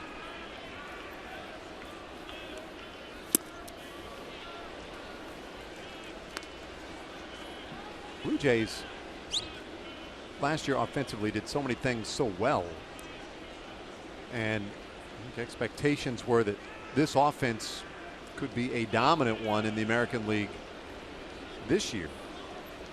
But the big fellas have gotten off to slow starts, and overall as a team it's been a really tough start. And the one thing they didn't do much last year that they're doing a lot this year is they're striking out. They're swinging and missing.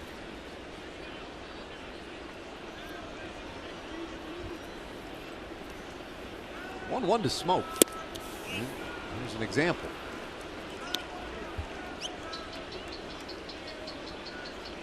Yeah, and the one guy they're missing that's a pretty big cog in their lineup is Devin Travis, their fine young second baseman. He makes a big difference offensively and defensively for him. What it does, it makes Barney and Goins everyday players in his absence, and that takes it takes away from their depth, but it also makes their starting lineup a little bit less strong. Smoke just missed that one, and Desmond is there to put it away. A scoreless inning for Tom Wilhelmsen takes us to the 7th inning tonight in Toronto.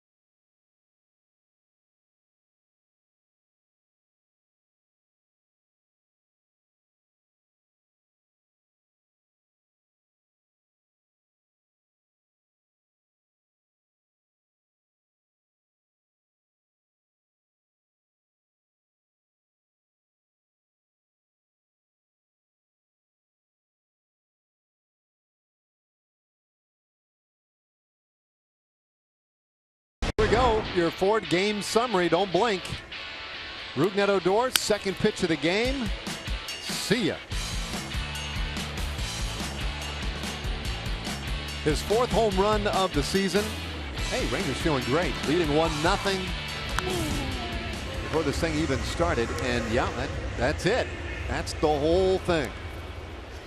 In part because Martin Perez battled through 5 scoreless innings.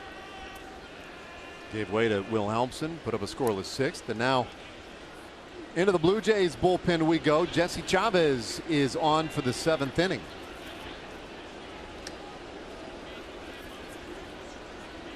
Now, Chavez is his 11th appearance of the year, formerly of the Oakland A's, and he was a spot starter and full-time starter for a while for Oakland, but primarily out of the bullpen.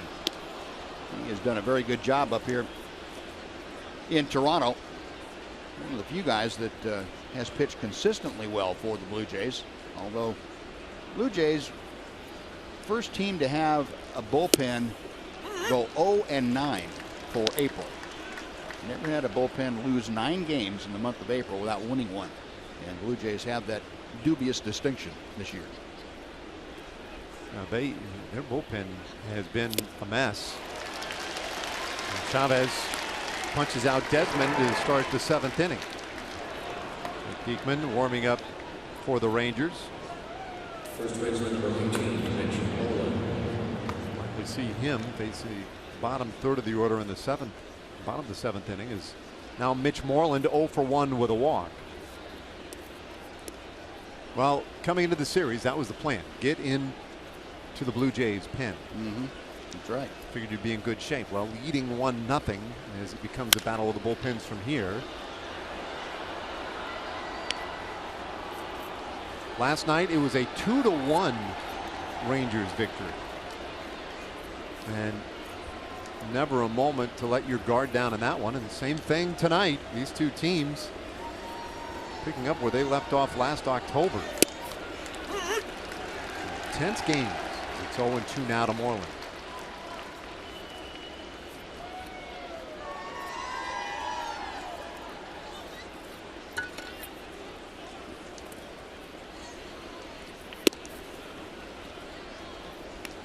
Everything away right now from Chavez. Trying to get Moreland to go out after one. Elvis Andrus waits on deck.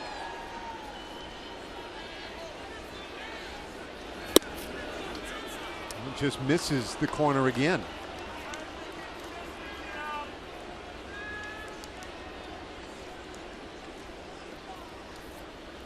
Chavez, not very big, 6'2", 173. And a curve runs the count full. Southern California kid, 32 years old now, no longer a kid really. Came up with the Pirates back in 2008. Payoff pitch. And there you go. Base runner for the Rangers. There's a walk to Moreland. Certainly has Chavez a little upset. Mitch has done a good job with that too, even though the batting average isn't where he would like for it to be.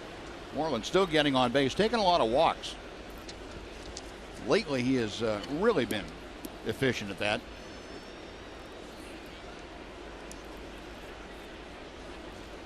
So he's on now. Elvis 0 for 2.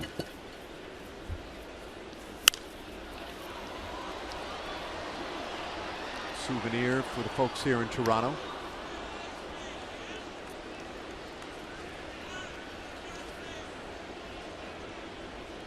Elvis was 0 for 4 yesterday. But I think more than anything else, it's good to get back here to Toronto, play a game, have a good game defensively, and he did. He had a critical play late in the ball game. Exercise some of the negativity from the ending of last season. One strike pitch. Chavez has been right on the corner, but just not quite getting the call. Yeah, he can. You can see him drop down a little bit to right-handers, and he's a tricky right-hander. He's picked up a few things over the years as a pitcher. Andrews spoils another one. 1-2 the count. Like a lot of guys, he probably throws a little bit harder when he's in a relief role. Has a little extra on his fastball. Normally a guy that relies on a sinking fastball most of the time, but as a reliever, he'll pump it up 3 or 4 miles an hour. Here's his 1-2. And Andrews will see another one. Chavez originally drafted by the Texas Rangers back 2002. He was a 42nd round pick, and you just don't see many guys drafted that late ultimately make it to the big leagues. Been involved in a number of trades. 2-2 the count. Well, he's pitched for Pirates and Braves. Had a run with the Kansas City Royals. You mentioned Oakland, now Toronto for a second time. This is his second tour with the Blue Jays.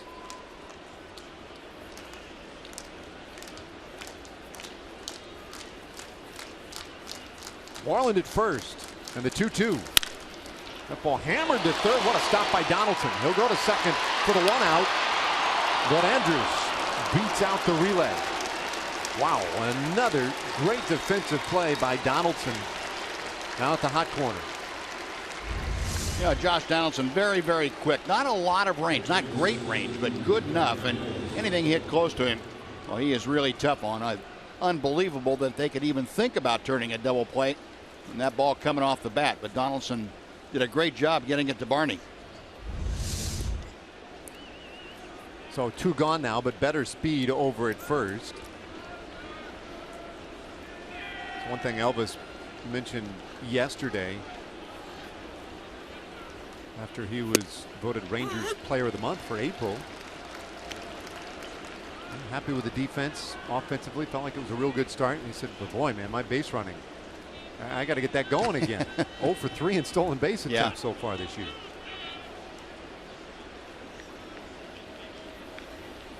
One strike offering, and Nicholas in a hole 0-2.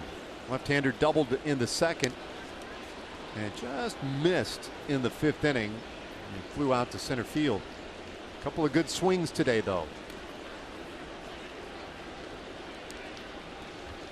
If you missed it earlier, Bobby Wilson reacquired by the Rangers in a trade earlier today from the Detroit Tigers. Will join the team tomorrow.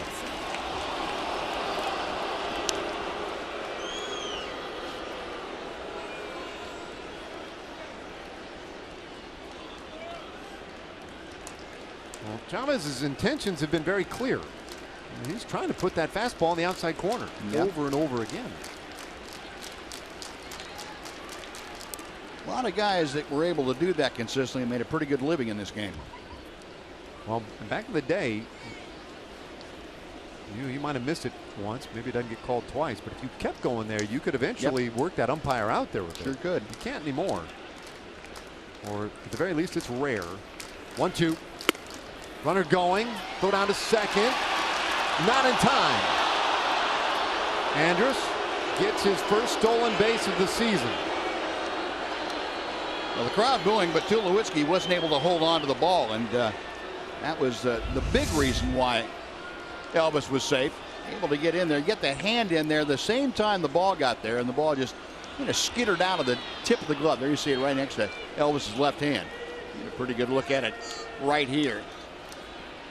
Just coming out of the glove, and fortunately for the Rangers, that call very emphatic. Sean Barber down there. You got to give him credit. He waited and made sure that the ball was held. It was not. And Nicholas strikes out to end the inning. The Rangers leave a big runner in scoring position. Diekman coming on.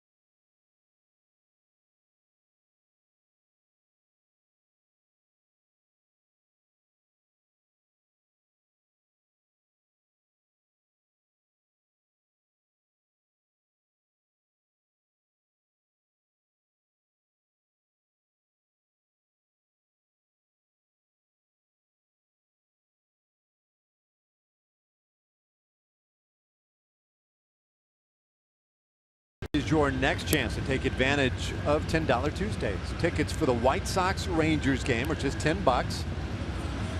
Add on a $10 meal deal when you purchase online. Plus, all fans on Tuesdays will receive $10 parking. Visit TexasRangers.com/specials to secure your $10 Tuesday tickets for May 10th. What a game tonight. We had a beauty yesterday. One of the better regular season games you'll ever get. A 2-1 Rangers victory yesterday, leading 1-0 today, and Jake Diekman has come on for the bottom of the 7th. Diekman's 13th appearance, 152 opponent's batting average, one of the best in the league. But Jake, last time out, roughed up for the first time this year. The Angels got him for 3 runs in 2/3 of an inning. First time he'd given up an earned run all year long. So he has been lights out as he faces the Blue Jays.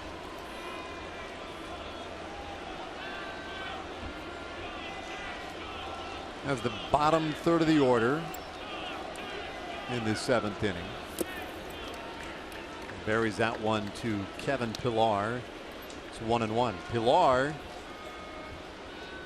rolled into a double play in the 2nd inning and then flied out to center to start the 5th. Really the one potent bat in the bottom half of the batting order for the Blue Jays.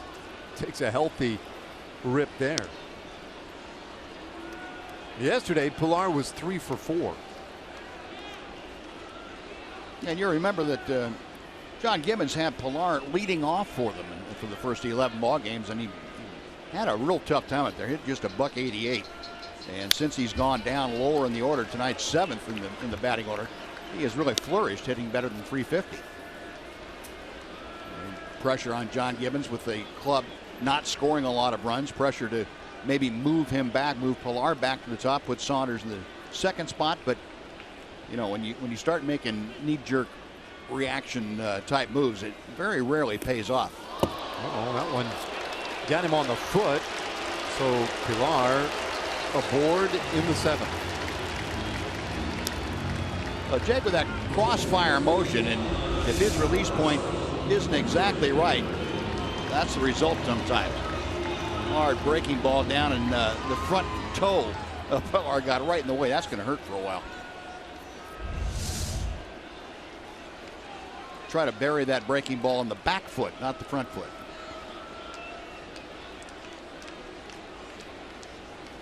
Pilar, a couple of stolen bases this year in 3 attempts. Russell Martin, a base hit in the 5th inning. He's jumped his average all the way up to 152. It has been a real struggle for him at the beginning of the year. 2-0 though.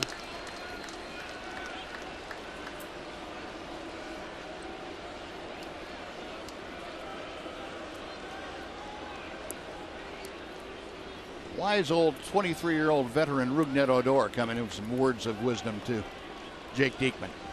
I like that. Rougned's taking some responsibility out there. 2-0. Now, what do you suppose he told him?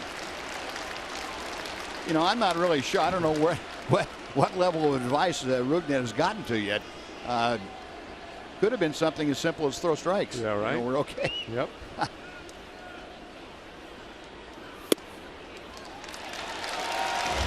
Well, a tough start to this one. Hit batter, now a walk to the 7th and 8th place hitters. Let's check in another Chevy game break. Back to the studios with Aaron Hardigan.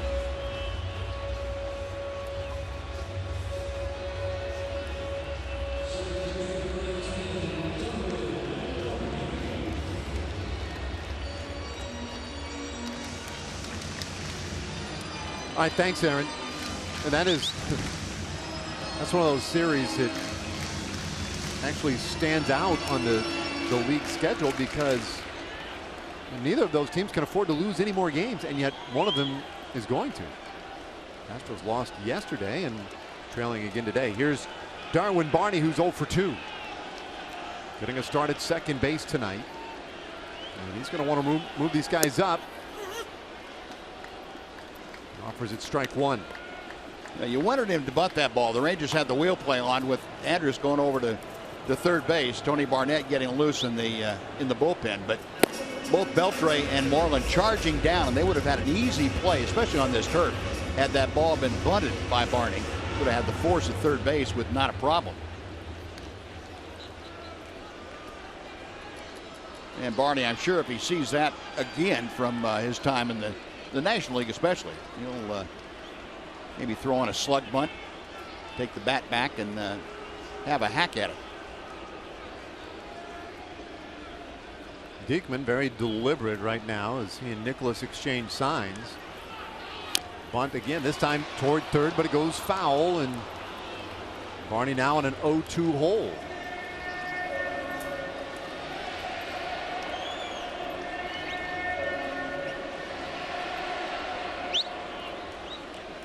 That's one of those sometimes to your initial point, you think, okay, well now he can't really bunt. 2 strikes, although it's not impossible, certainly. It's a little higher risk proposition now. One of those where you think, hey, the guy was giving you an out. Yeah. You know, a lot of times I think I'm a fan of just taking it. I'll take that out. 0-2. Popped him up, but that one will end up in the seats. Not too far from our own John Radigan, who had a couple opportunities yesterday. Got him out here for a little early work today.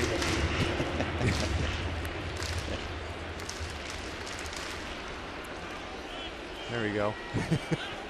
We're not hitting it, John. We got to catch it. I was ready to take a swing at it, boys. He's always ready. Just a little too out of reach. 0-2 to Barney. We'll do it again. Diekman, third pitcher of the night for the Rangers. Martin Perez went 5 shutout. Allowed 4 hits, walked 3, struck out 4. Went to a number of very deep counts, but put 5 zeros on the board. Tom Wilhelmsen, a scoreless 6th, and now Diekman. The game, though, just been fraught with trouble, it seems. Yeah, and a lot of it the Rangers pitchers doing. So, Martin had his rough spots, able to work through them. Diekman, a hit, batter, and a walk in his first 2 hitters, and put himself in a position now where even the number 9 hitter, you've got to make sure you go after him and bury him. You got the top of the order next, and you don't want to get down to 2, 3, and 4 in this order with the game on the line too often. Lanky lefty from Wymore, Nebraska, and he feels high, 2-2.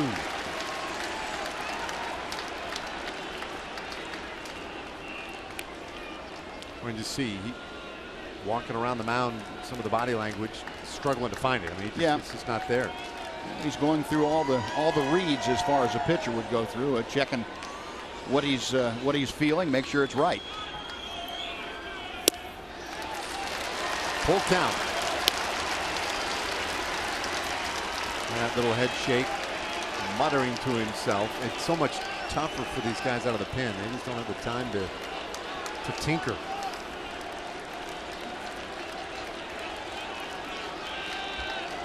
Pilar second, Martin at first. 3-2.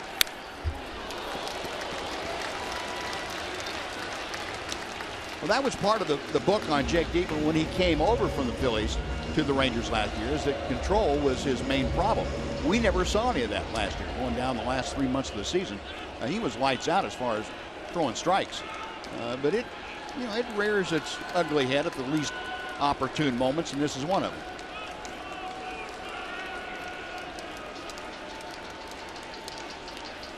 The exhale and the 3-2 pitch, and Barney pops it up again. Well, he is really making Diekman work.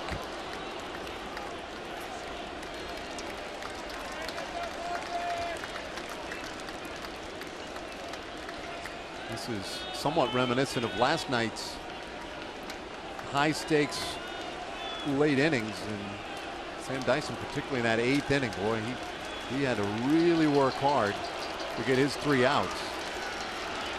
10th pitch of the at bat, and there will be an 11th.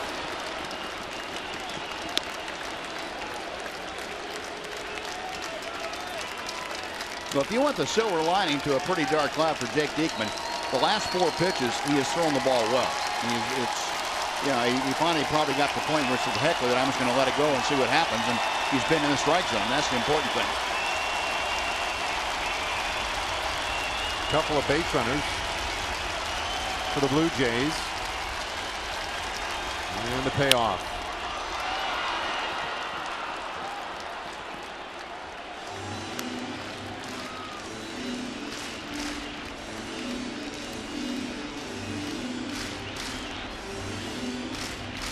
Bad news, you have the 2 base runners out there. The good news is if he could get Barney to bounce one to an infielder,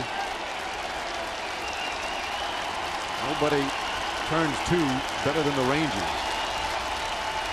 3-2. This time he'll pull it foul. Why not? Well, that's not a chart or a Fox tracker showing you the location of the various pitches. That's not what you would call pinpoint. It's pretty much a scattergun approach, but that happens.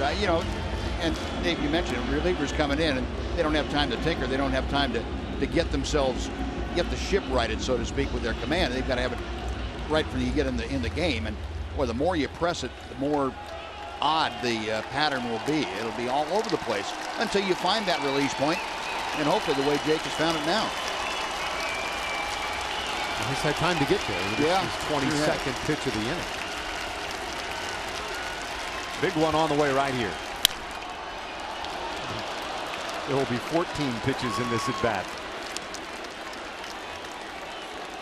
Well, they keep pretty detailed statistics on just about anything these days.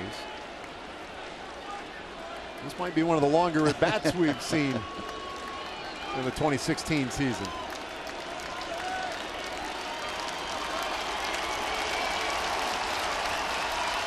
The 14th pitch of the at bat. They fouled him off again. The one thing about Barney is swung at ball 4 about 6 times. 3-2. So double barrel action in that Rangers pin. Fine, Tony Barnett. Both warming. Diekman. He's invested plenty in this one. Here it comes. Got him looking. Oh man. What an at bat and what a win for Jake Diekman. Well, after all those pitches and on 3-2, he finally got things down. Barney helped him out a little bit by swinging some tough pitches. But Jake finally got to the point where he got tired of throwing pitches and having fouled off. But he also got enough confidence in that breaking ball, in his release point, to go ahead and throw a breaking ball. And that was the best pitch he threw in the entire at bat. He was under control, good mechanics, let go of the ball. He had extended toward the target with his hand and got the perfect pitch for the strikeout. How much of this conversation right here is instruction from Doug Brocail, and how much of this is just, hey, dude, you just threw 15 pitches to that guy. I'm going to let you get a 30-second break. A little bit of both. It's it's important to. I think Doug went out there to reinforce what we were just talking about. Hey, you made a good pitch, you got him, you battled back. Forget about the hit batter, the walk. Pay that no attention. You're a different pitcher now than you were at the start of this inning. Go ahead and execute, get Saunders, and we'll take our chances from there. Now, if we could just get that ground ball, no harm done. Rangers have dodged so many bullets in this one tonight, leading 1-0 in the last of the 7th inning. Got to be careful though, because Saunders is hitting over 300 against left-handers this year. Well, that one barely missed the strike zone. I mentioned earlier that Sam Holbrook is usually somewhat generous on the bottom area of the strike zone. Not that time. That's a tough miss.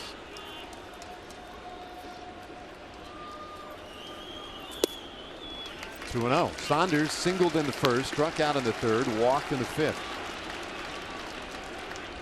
He was on twice in yesterday's game as well. In fact, drove in the only Blue Jays run.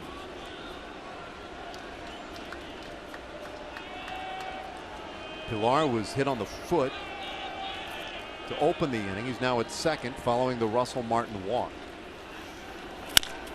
Bouncer toward first, just foul.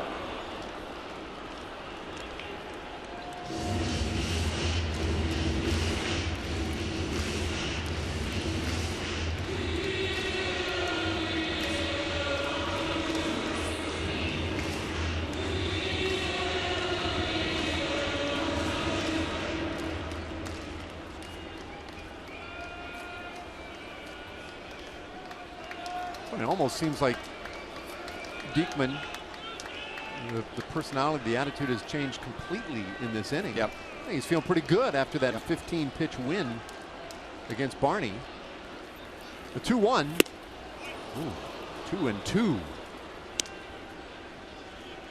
Yeah, it's amazing what a little success, and I mean success throwing strikes, will change your personality. It makes you a different person. Say, yeah, that's what I was talking about. That's me. You know, you feel, okay, I'm back where I want to be. Just all that junk you had to go through to get there. It's 2-2. And he got him swinging. Now Diekman gets Saunders on strikes, 2 away.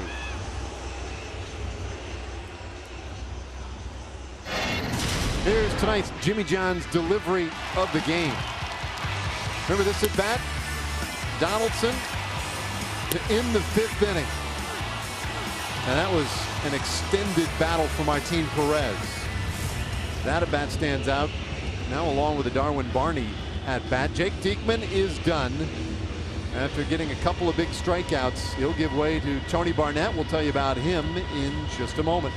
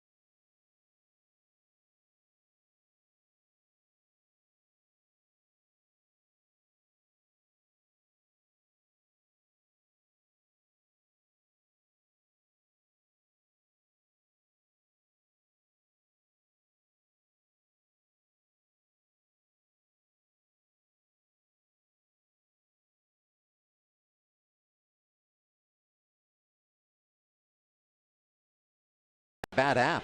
Stay up to the moment at any moment with game day, live game video highlights, StatCast news, and more. Download MLB.com at bat, the #1 app for live baseball on your phone or tablet. All right, Tony Barnett off his first career win yesterday, and he is on a tight spot tonight. Well, Barnett came in last night, worked the 7th inning, gave up a couple of hits, but no damage done run-wise. 12th appearance. That win, as you mentioned last night, Dave, his first major league win. Tony has been very, very good coming out of the bullpen, only scored upon in 2 outings of his previous 11. Finds a corner. It's 1-1 on the dangerous Josh Donaldson. Singled in the first, walked in the third, and then an epic battle with Martin Perez. Struck out looking in the 5th. Pilar second. Russell Martin at first. And it's 2-1.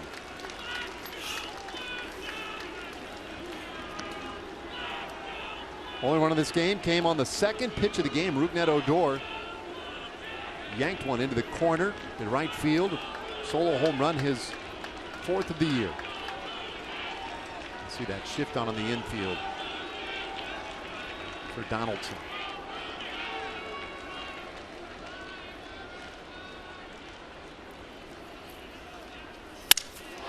Hits it hard. Left field coming on. Desmond makes the sliding catch, and inning over. No sweat. Let's go to the 8th inning. How much more I can take? 1-0 Rangers.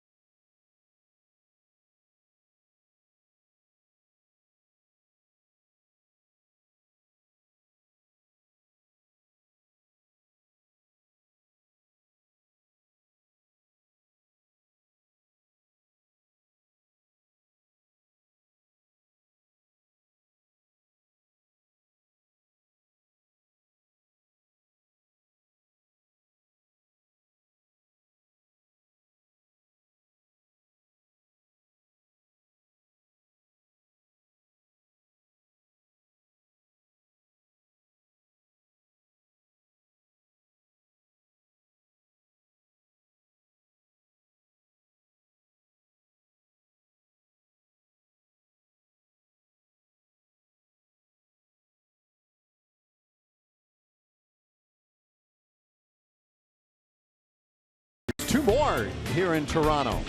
Your heart can take it. And then on to Detroit for the weekend series.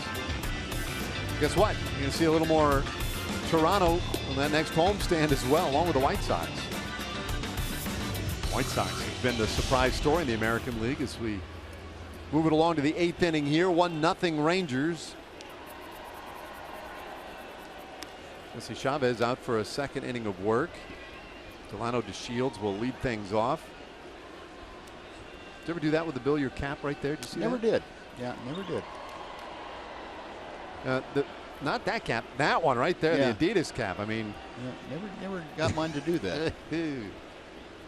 takes some real work. See, now it might accidentally happen to a ball cap, right? And you'd pull it out of the closet. Right. And that's the day where you say, well, I guess I'm just not wearing a cap today. I think he did that on purpose. Shields sends one down the right field line and slicing away into that corner. Makes it 0-2. Wait a minute. That guy's bill might have been turned up just a little bit too. It's an epidemic. So no longer is the iron flat even enough. You got to flip it up just a little bit there. Ooh, nice pitch. And the Shields down looking, one away in the 8th. Chavez pretty much a master of that fastball. When he gets it going, he can make it move both ways. He can also paint on each side of the plate with it. Looks like he's done.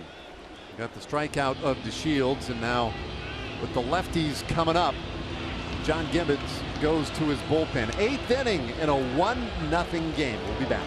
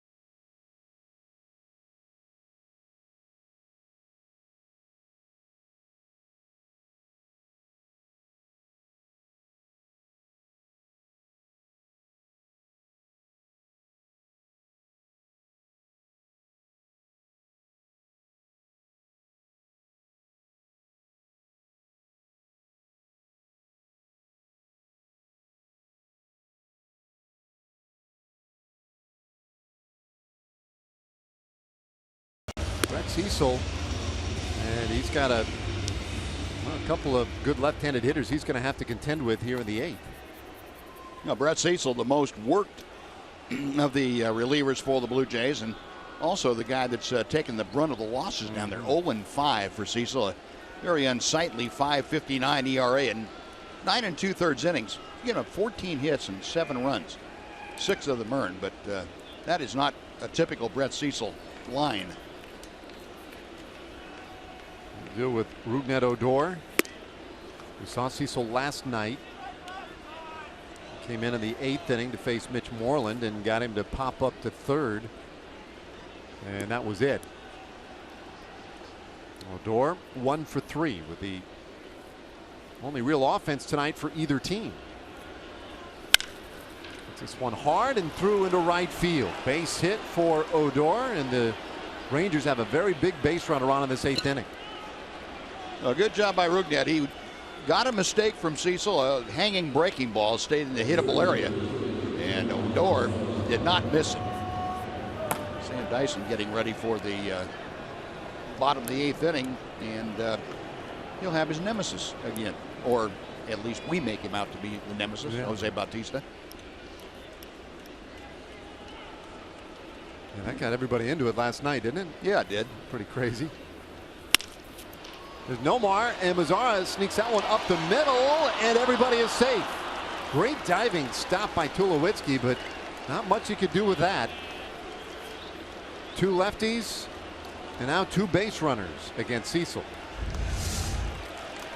Well, Mazara, again, against a tough left-hander, and he's still able to have a pretty good at-bat. Gets the ball in the only area on the infield where you're going to get a base hit, because that's a pretty solid infield. Normally you hit it on the dirt and somebody there's going to make a play on it, but Tulowitzki just not able to get it done, and that'll do it for Brett Cecil. Gibbons takes the baseball. Adrian Beltre coming up for the Rangers, and yet another reliever coming on for Toronto. Be back in a moment.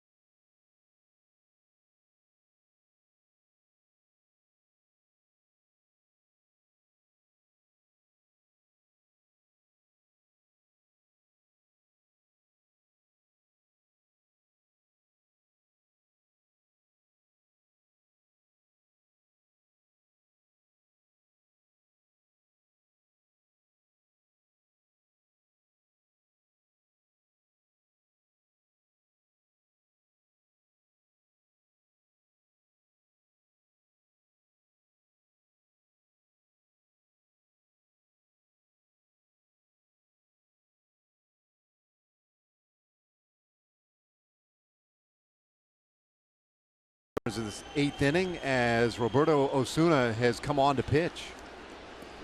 Well, and this is the guy that the Blue Jays really rely on. He's the closer, and at 21 years of age, he pitches far beyond his years of experience. He has picked up an awful lot. He's got a great arm, a good fastball, a good hard breaking ball, and he is not intimidated at all by any situation that he comes into. Youth against experience here is Beltre, 37 years old. Takes ball 1. Hitless so far tonight.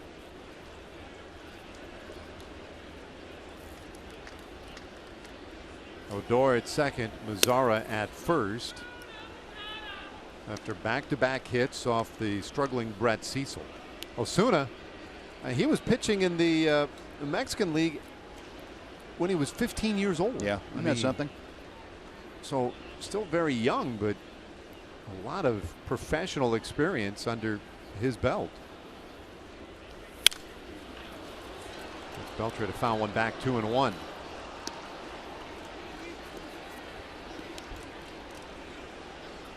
Now it's just another big base hit this inning by Mazara down there at first base. And after the game yesterday, Jeff Bannister referred to him as the Big Chill.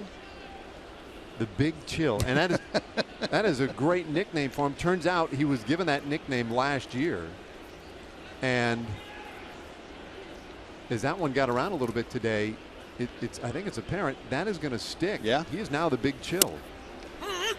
2-2 to Beltre. You can understand why.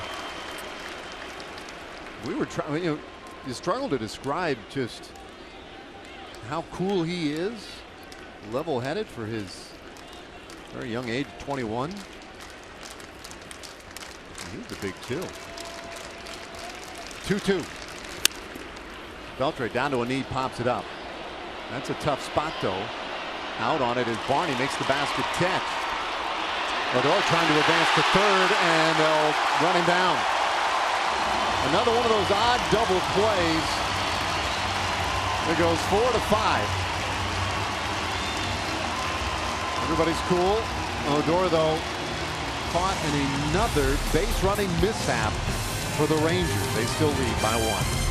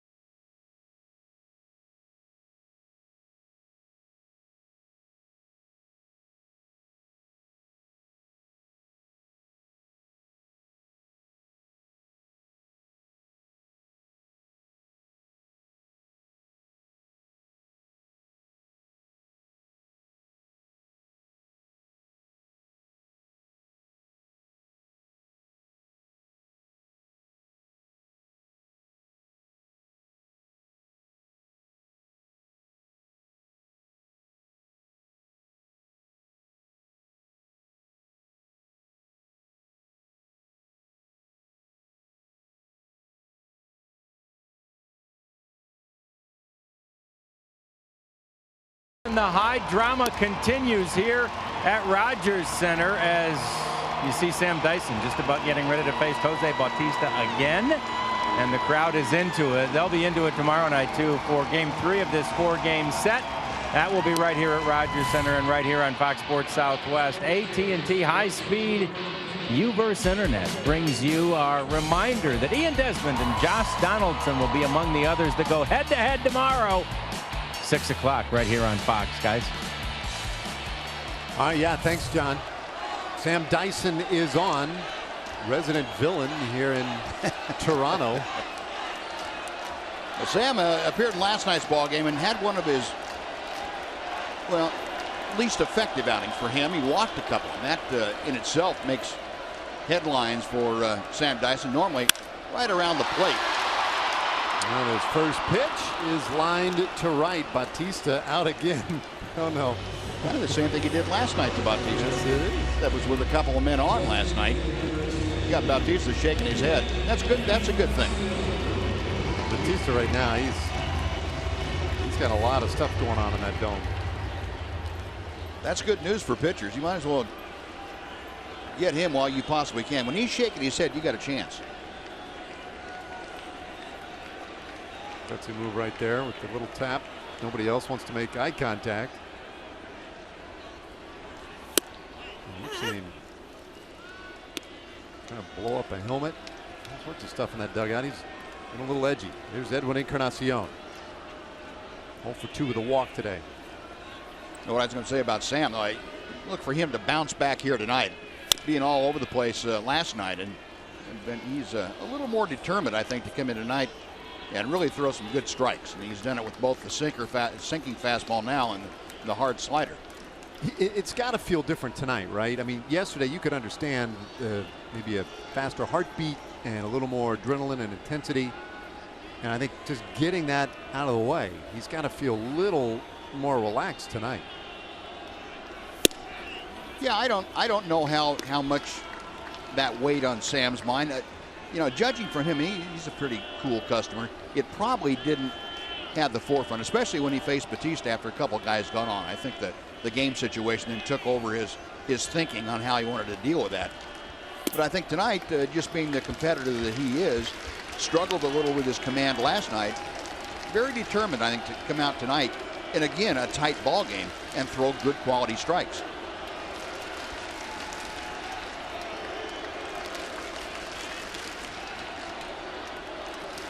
Two and two to Encarnacion. It's a little bit off the plate. 98 miles per hour. A little wide. It's a full count. Been some deep counts in this one tonight.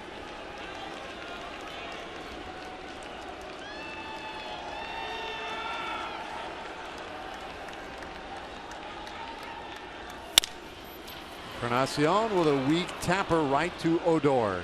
2 away.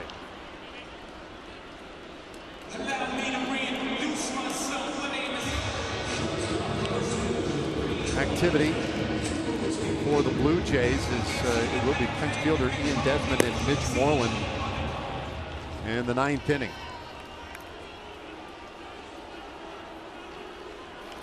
Rangers have used 5 pitchers so far tonight. The Blue Jays have used 4, most recently their closer, Roberto Osuna. Bryson will strike to Tulowitzki to get things going. 2-1 yesterday. Rangers with a heart-stopping victory to open this series. And now this one tonight, 1-strike pitch. And Dyson puts Tulowitzki in an 0-2 hole. Back-to-back 97-mile-an-hour sinkers on the outside corner at the knees. That'll make a hitter look back at the umpire and say, "You sure? Really? If that's a strike, I might as well go back and sit down." Exactly. 0-2. Put a little extra on that one at 99. Got away from him a little bit. 6'1", 205 pounds. Dyson, 27 years old. He's creeping up on that 28th birthday a little later this week.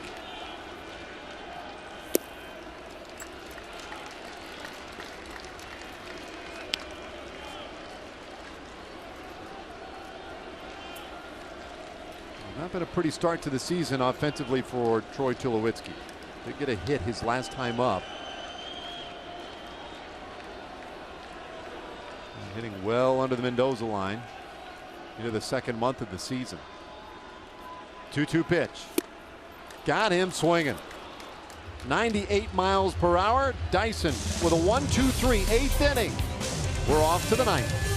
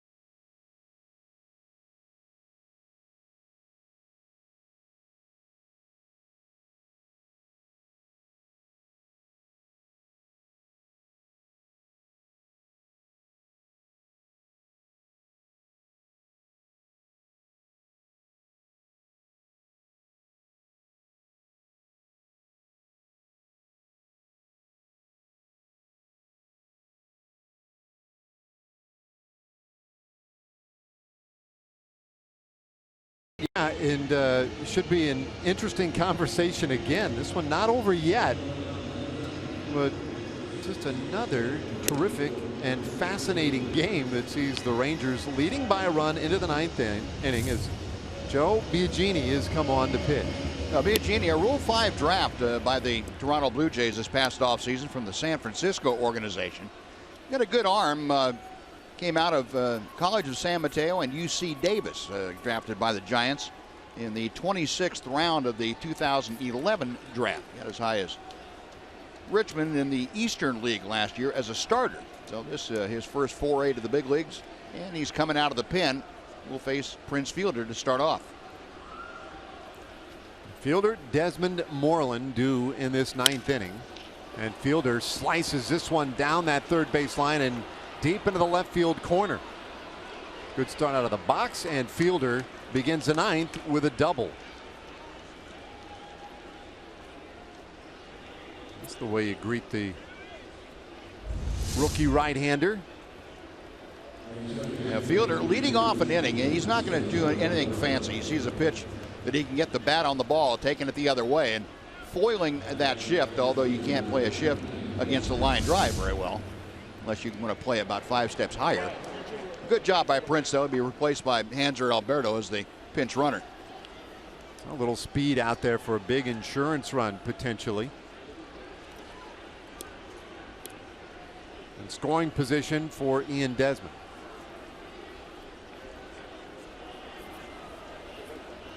Be a big run to get home in this inning. Get a little bit of insurance. Tight ball game last night, 2-1. Just 1-0 here tonight.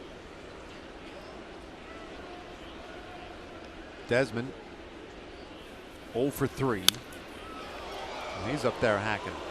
He was trying to hit that ball to the right side. He knows what his job is. And Ian, very, very good baseball IQ, as they say. John Tollison, also a very good baseball IQ. He's getting ready for the bottom of the 9th. Desmond knows his job is to hopefully drive him home, but at least get Alberto from second to third. 1-1 to count. Tollison with a league best 9 saves under his belt. Got the save yesterday, and provided this one stays close enough, have a chance for number 10 in the bottom of the 9th. Desmond shoots another one foul. This one almost into the upper deck.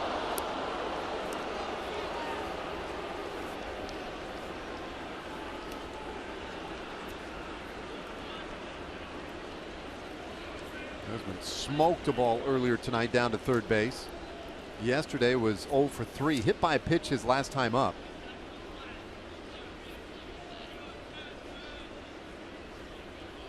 Some good swings, but not much to show for it yet. 2-2.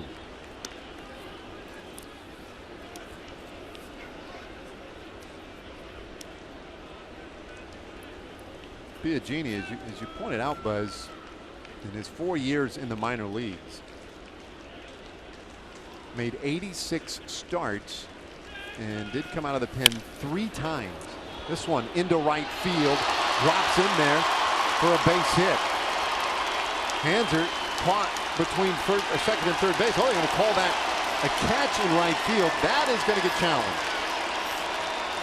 Not sure. Look, I feel like I saw that skip from here. Well, your eyes are a lot better than mine. I honestly could not tell. I saw it. Bautista got a great jump on that ball coming in, but I couldn't tell whether when he laid out. We'll get a different look at it here from the side. You should be able to tell. Yeah, that looks like a trap to me. Got it on the short hop. Yep. Good eyes, Dave. I'm impressed. Yeah, well, younger eyes. I felt like I saw that little, that little bounce, that little change of direction right before it got into the glove. I think you're right. Now the important thing is folks in Replay Command Center that believe you. That really stinks though for Hanser, right? Because he's looking all over the field for somebody to indicate one way or the other. Right. Right. And you could see, he was looking back at Sean Barber. He's looking for anybody. Hey, just give me some sort of vindication. But he didn't get one. He's studying the scoreboard here. You're watching between second and third. He's like, I think that was trapped. But hello, anybody? Yeah. Well, I guess I'll just. Both first and second base umpires are turning and looking at each other. Yeah. As if to say, I didn't really see it. Did you? And no, I didn't see it either. I would say that's the one downside. I love the fact that umpires get together and they make sure they get it right, as we like to say. I love that. And replay has certainly helped. I'd say the one downside of that is guys are less apt to go ahead and make a call. It's like, well, we'll just get together afterward and figure it out. And it is no catch. First and third for the Rangers. There you go, a double and a base hit to start this ninth inning.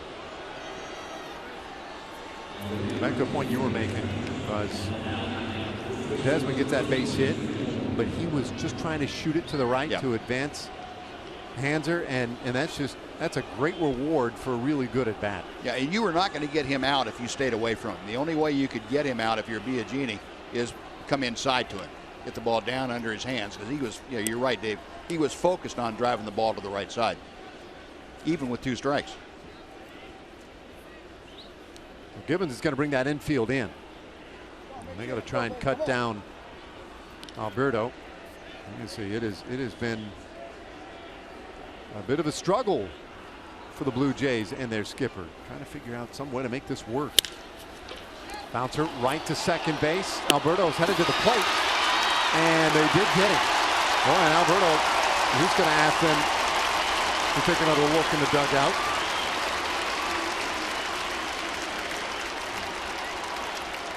Bouchel phoning that up. What do you got? Yeah, that looked like that Martin had the tag on Hanser while he was still trying to reach for the plate. And he'll try to go over that tag with that left hand. And it kind of looked like he got that tag on him before. Here's a better angle at it. Trying to reach over the top of that tag with the arm right there.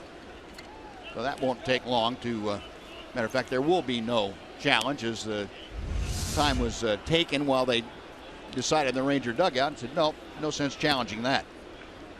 Fielder's choice puts Moreland at first. Desmond now at second. Elvis Andrus. And strike one.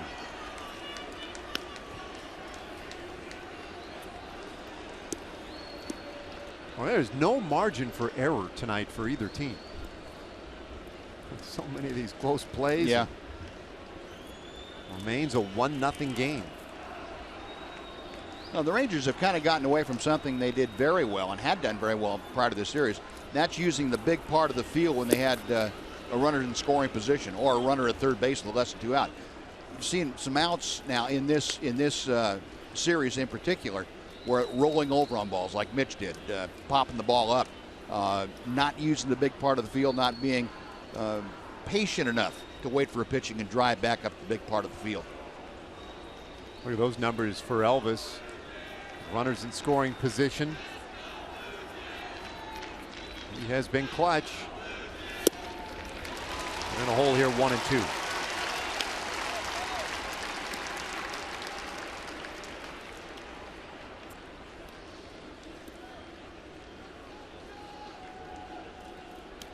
Good speed with Desmond at second.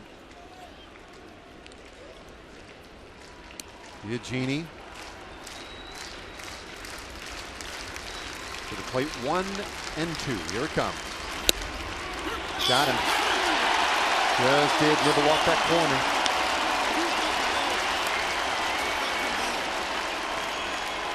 Let's say Elvis not in agreement. Biagini got that comeback fastball, and that's never going to look like a strike to a hitter. You see it off the plate outside, but it had some pretty good tailing action, and that call can go either way. Pitchers get that call sometimes, hitters get that call sometimes, but as a hitter, you're never going to think that came back enough to get the plate. Nicholas has had some good swings tonight. Double back of the second. Take strike one.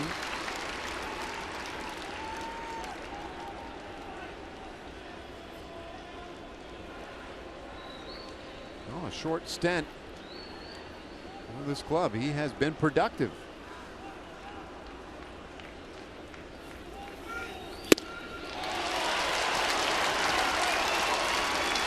And Biagini now just one strike away from working himself both into and out of quite a jam. Started with a double.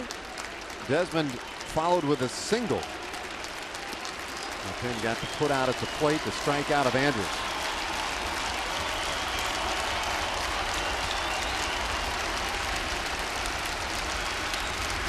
The 0-2. I think you can see why the Blue Jays were willing to use a Rule 5 pick for Biagini. He's got a pretty good arm. He's got very good movement, very good life on that fastball. And coming out of the bullpen, a guy that throws 95, 96 with that kind of movement can be devastating for you.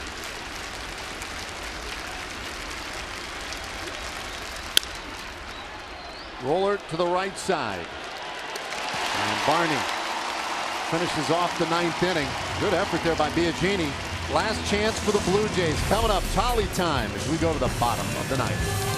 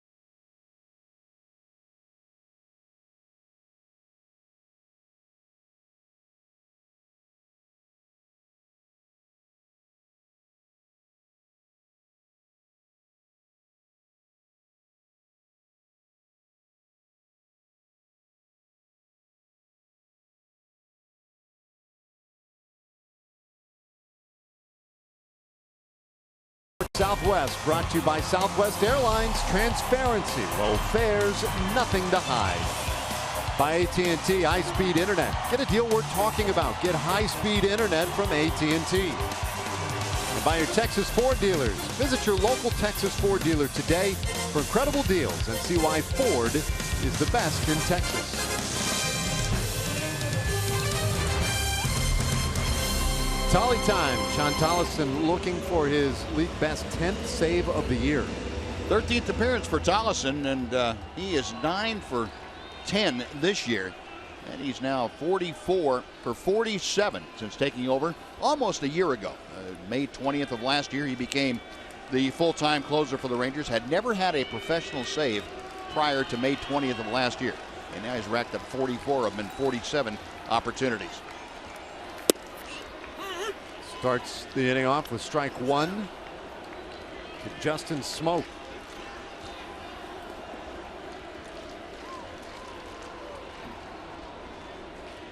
Smoke, a Ranger back in 2010. And since spent parts of 4 seasons with Seattle.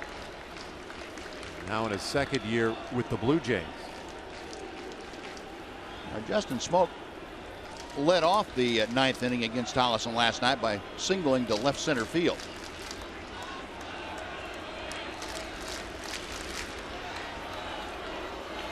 Collies 1-1.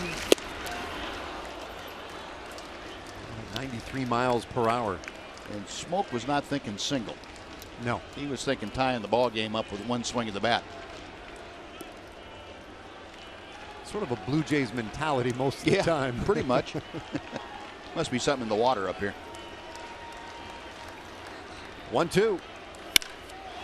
That ball's belted. Back on it, Desmond. And we're tied.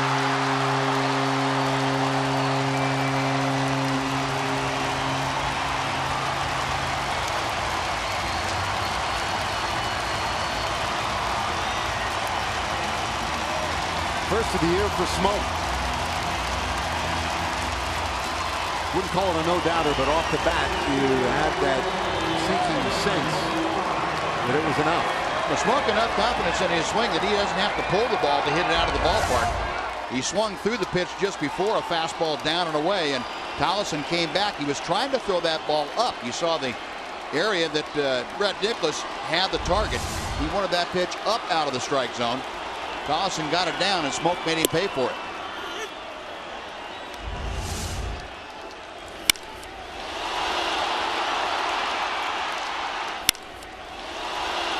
I hate that sound.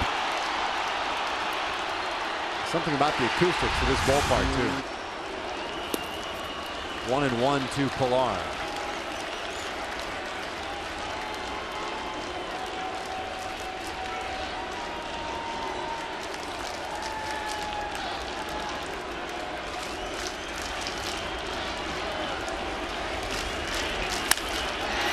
Pilar gets a good swing on this one, and that one's going to go over Desmond's head. But a very quick grab with the bare hand and the good throw back to second. Pilar gets in there. Well, it is going to be a double, but Pilar has great speed, and what a play by Ian Desmond. He brings out the all-star caliber shortstop, and he's playing that carom barehanded and fired a one-hop strike into Odor. Got that in as quickly as he possibly could and almost got Pilar. Now, Pilar's not taking anything for granted coming out of the box. And he had to do his best slide into second to beat the tag by Odor. Watch that. Didn't even bother to get his feet set and made a one-hop muzzle blast right to second base. That is some kind of play. Yeah. Russell Martin. And he wants to move Pilar to third base.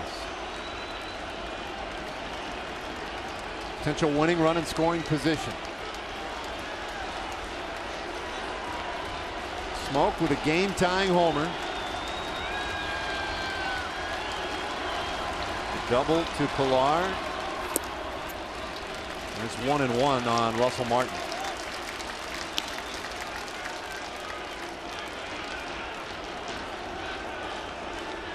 Martin had the base hit in the 5th inning, walked in the 7th inning. And though he has been troubled by some neck spasms, his look tonight anyway, like he's feeling a little bit better.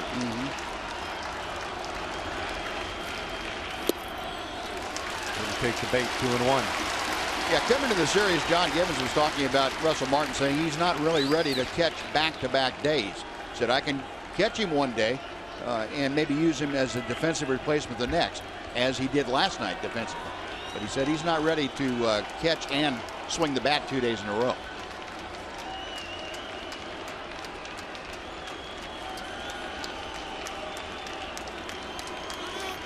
Big at bat for him right here. Time called and granted.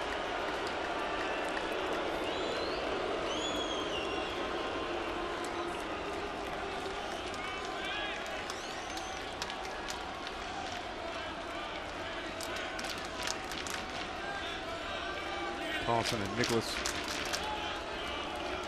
having a little trouble getting together.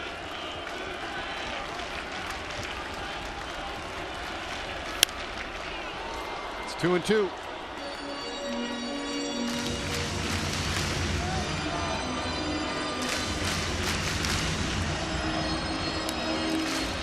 Darwin Barney's spot is next, but Carrera is in the on-deck circle, so it appears that he would hit next.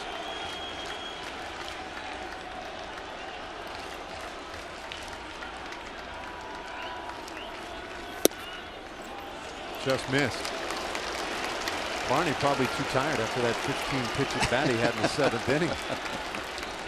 We got a note from John Blake, who did a little digging, got some research done. D. Gordon of the Marlins earlier this year had a 16-pitch at bat, which was the longest of the year.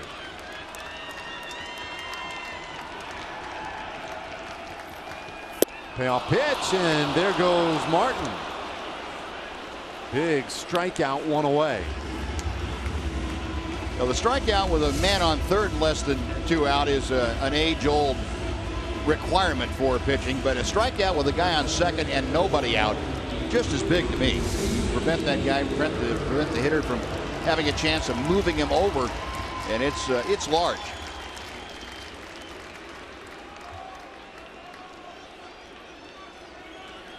So here is Carrera now, Ezekiel Carrera.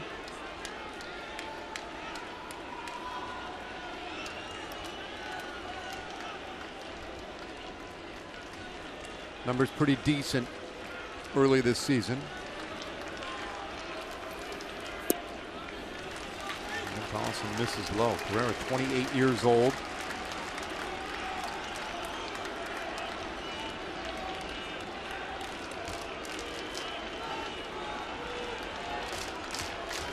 Cleveland Indian, Detroit Tiger, now in his second year with the Blue Jays. Carlson, time called right before he could deliver the pitch. Second pitch of the game, Odor homered for the Rangers. That 1-0 lead held up through plenty of harrowing moments until this bottom of the ninth. Justin Smoke tied it with a solo shot of his own. The 1-0. That one's a little tight. Kevin Pillar with a double, the strikeout of Martin, and now in the hands of Carrera.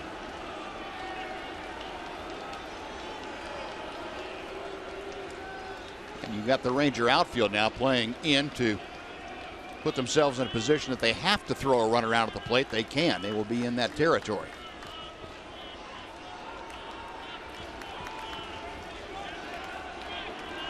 Slight shift on the infield in anticipation of Carrera maybe pulling the ball. It's 3-0. Problem here is once you get through Carrera, it's back to the top of the order, and that's where things get awfully dangerous with his Blue Jays team. Michael Saunders and Josh Donaldson. Now, you don't want to lose sight of the fact 3-0. Carrera isn't automatically a take sign here. He could swing the bat on 3-0.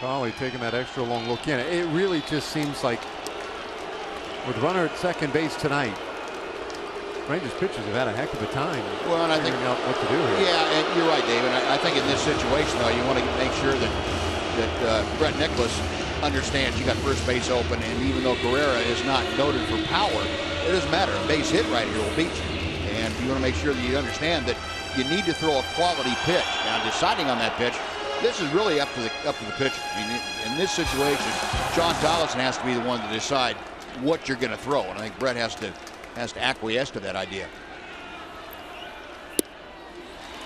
So there is ball 4. Carrera to first. You went with a changeup, and I think that's a good pitch selection. And obviously, to your point, I mean, you never want to put base runners on, but sometimes maybe you do. I mean, now if you can get that ground ball, get a double play, let's just get out of this thing. You never want to have a singles hitter beat you with a single. And in this case, Carrera, once he got ahead in the count, 2 balls and no strikes, becomes a dangerous singles hitter. And you don't want to give in to a guy when he can beat you when you have a base open. Saunders tonight has struck out twice. His hit was somewhat of an infield variety. It was a very hard hit ball to short, and Elvis Andrus kind of moved to the side to backhanded it, and it banged off his glove and into center field. It was smoked though.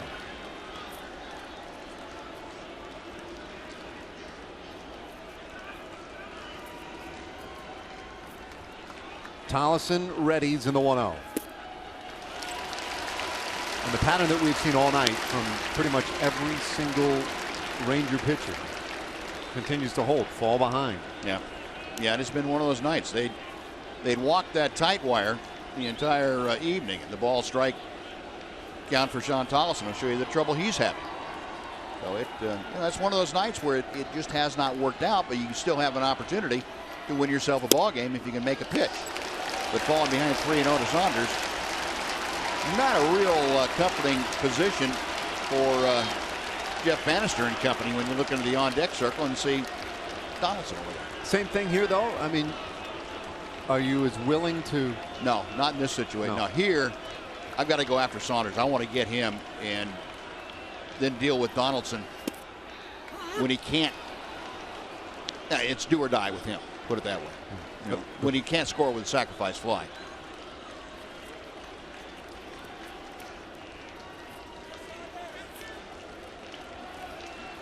Pilar at second, Carrera first.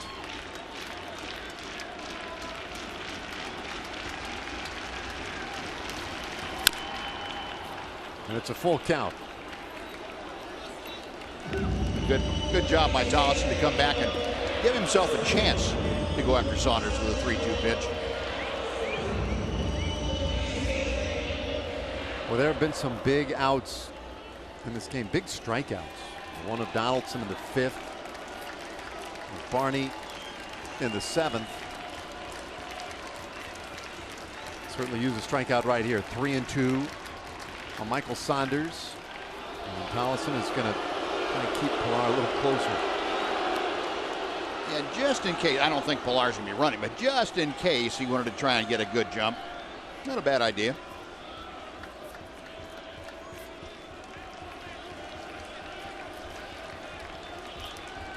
Here it comes. Got him looking. Another enormous strikeout tonight for a Rangers pitcher. Wow. Again, you get to 3-2 and you can make a quality pitch and get yourself out of that big jam. That changeup from Tollison that floated back over the inside corner completely had Saunders locked up. He could not swing the bat. And now Jeff Bannister going to go out and probably give the option to Sean Tollison, say, okay, do you want to go after Donaldson, or do you want to be careful with him or even intentionally walk it to load the bases and go after Batista? We talked about Donaldson, Batista not swinging the bat quite as well as Donaldson, but think about Batista, he will work a walk. Donaldson, you got to go a long way to walk it. He's going to swing the bat. It was a 10th strikeout of the night for the Blue Jays. That means in 13 of 28 games this year, they have struck out double-digit times as a team. This one far from over. Boy, good pitch, but no low strike given that time by Holbrook. Ball 1 to Donaldson.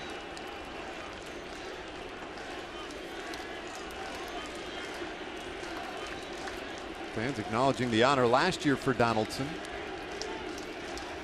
Well, I thought they were talking about Kobe Bryant. No? No, a long time since that's been the case. Well, you always hear the LA fans chanting that.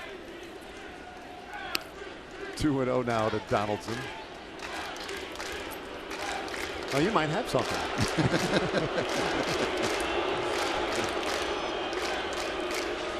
Let me throw a little something your way here, Buzz. Let's say Donaldson gets on via the walk. Let's say they just intentionally walk him at this point. You're looking at Batista again. Right. In a really big spot. And a guy who is battling himself right now mentally. Be a great scenario. Yeah. Yeah. Well, when you get behind Donaldson, 2 balls and no strikes, I would take Batista rather than Donaldson. But as I said, Donaldson's almost impossible to walk, especially when he's in a run-producing situation. you'd have to throw it behind him several feet for him not to have a pretty good hack at it.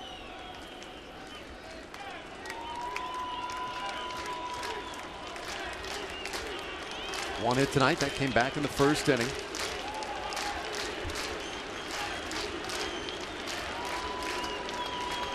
He waits on a 2-1 and it's on the way.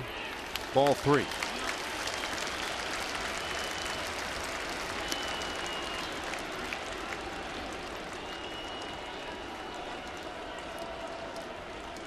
And one of the great run producers right now in the American League. Last year, the MVP. This year, leading the American League in home runs, second in RBIs.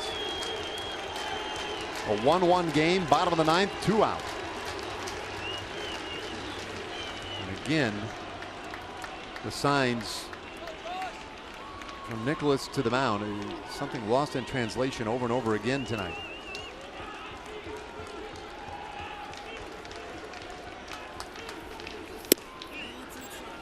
Well, that looked awfully good. Ball 4 though. And they're loaded up for Jose Bautista. Can't write it much better than this. No, this is considering the alternatives to what the Rangers had to work with, this has turned out okay. You got 2 outs.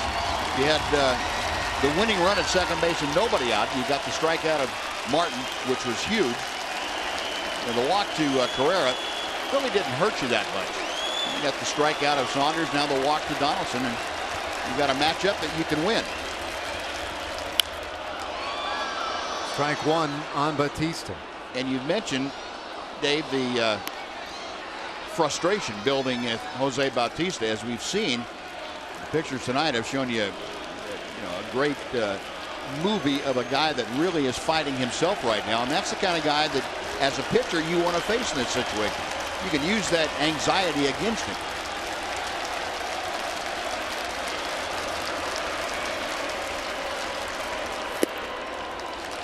One and 1.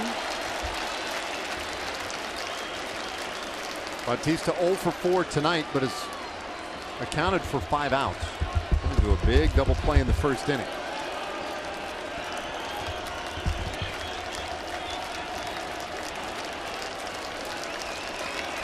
For 4 yesterday as well.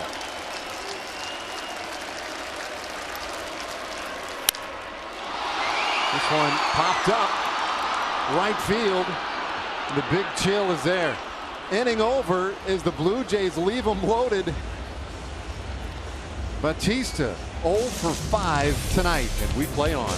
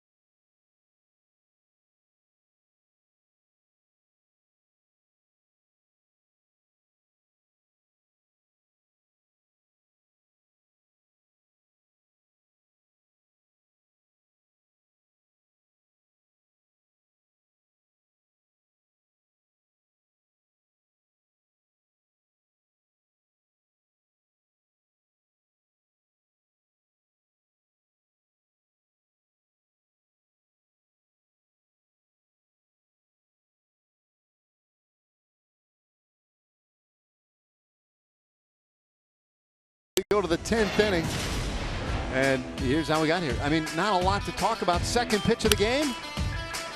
Bye-bye. Odor's 4th home run of the season.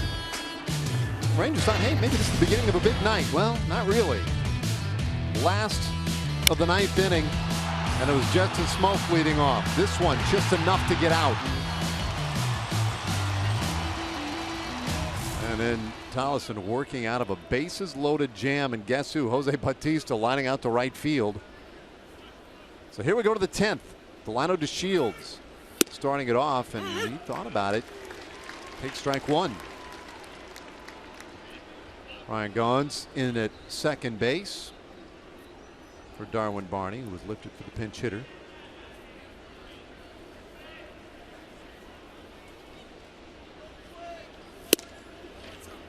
One and one. We were talking earlier about some of the issues right now that John Gibbons is dealing with in Toronto. The one we haven't mentioned at all, I don't think, in the series is Chris Colabello. Yeah. Yep. Big curveball from Biagini, who was kind of a standout performer in this game all of a sudden, and it's 1-2 to DeShields. Colabello suspended for 80 games for violation of Major League Baseball's performance enhancing drug policy, and that's one of those guys. He was huge down the stretch for them, big in the postseason, and a huge loss to this already struggling lineup. 2-2. That's a full count to the speedy Delano DeShields. Phil Klein working in the Rangers pen.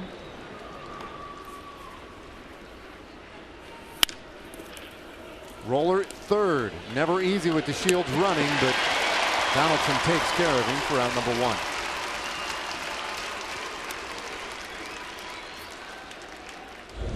You know, Josh Donaldson, among the best, especially at this play. He's got a very strong arm, and he needed every bit of it to get the speedy Delano DeShields.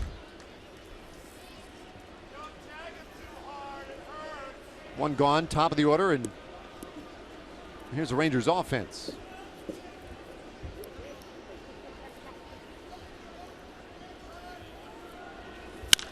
He's up there swinging. Bouncer toward right field, and it is snared by Goins, 2 away.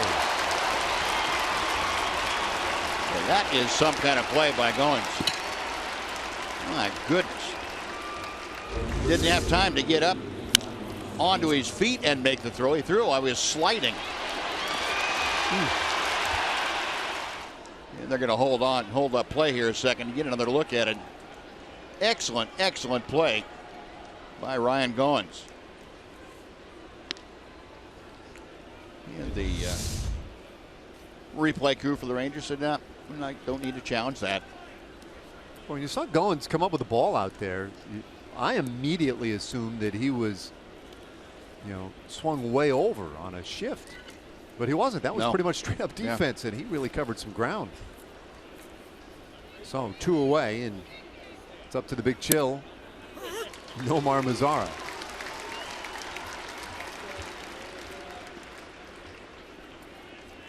American League Rookie of the Month in April, and followed that up with some kind of performance last night. Big home run, and then another outfield assist, his second of the year, when he gunned down Saunders at the plate to win the 8th inning.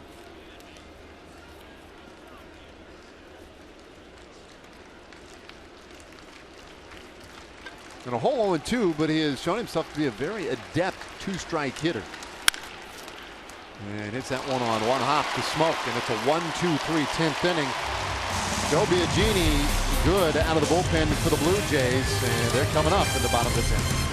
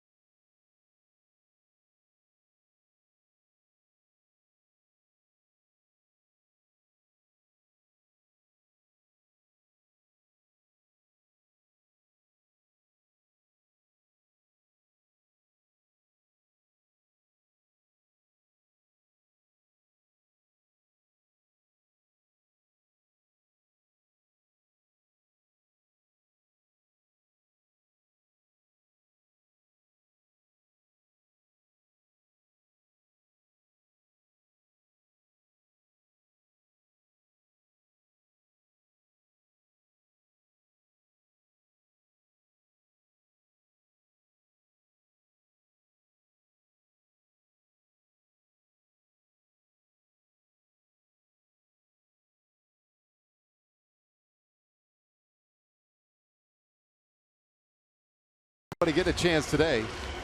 All hands on deck as he comes on for the 10th. Yeah, Phil Klein appearing in his 7th ball game tonight. He was scored upon for the first time in his last outing. That was Saturday night at Globe Life Park in Arlington against the Angels. Gave up a couple of runs in an inning of work. Other than that, Phil has been just about untouchable. 11 strikeouts in 7 1/3 this year. And he has not walked an opposing hitter. He has been lights out.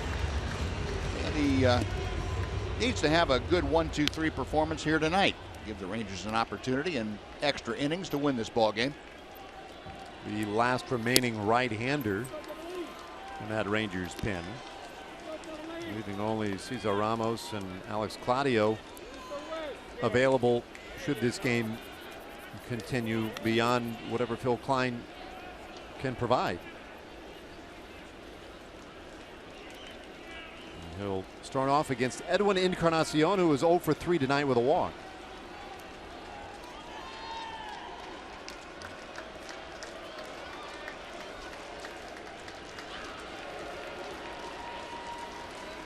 Righty on righty, and he starts him with strike 1. Martin Perez went 5 shutout innings for the Rangers. Well, Helmson, Diekman, Barnett, and Dyson all scoreless relief. That ball hit hard into left field, base hit.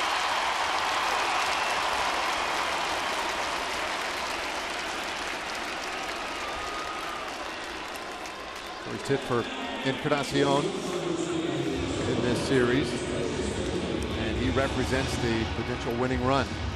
You know, you can never say it's good to give up a base hit, but that had the potential to leave the ballpark with Encarnacion up there. He's not swinging the bat well average-wise, but he has 3 home runs, and normally when he makes solid contact in this ballpark, the ball can jump out of the yard in a hurry. Well, and it gets this guy up, Troy Tulowitzki, another guy who has struggled, but has that same potential. 1 for 4 tonight. You see the season average under 170 at this point.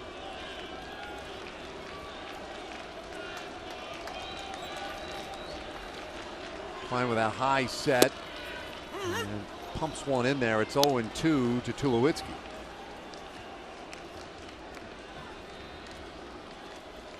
He hasn't made quite the scene with each successive out, but you know that it's starting to get to Tulowitzki. It has been a real struggle.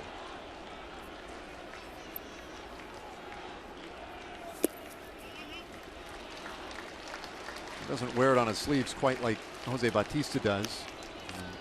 We've kind of rubbernecked a little bit in this series on Bautista. You can't take our eyes off him after his at-bats. 1-1, bottom of the 10th.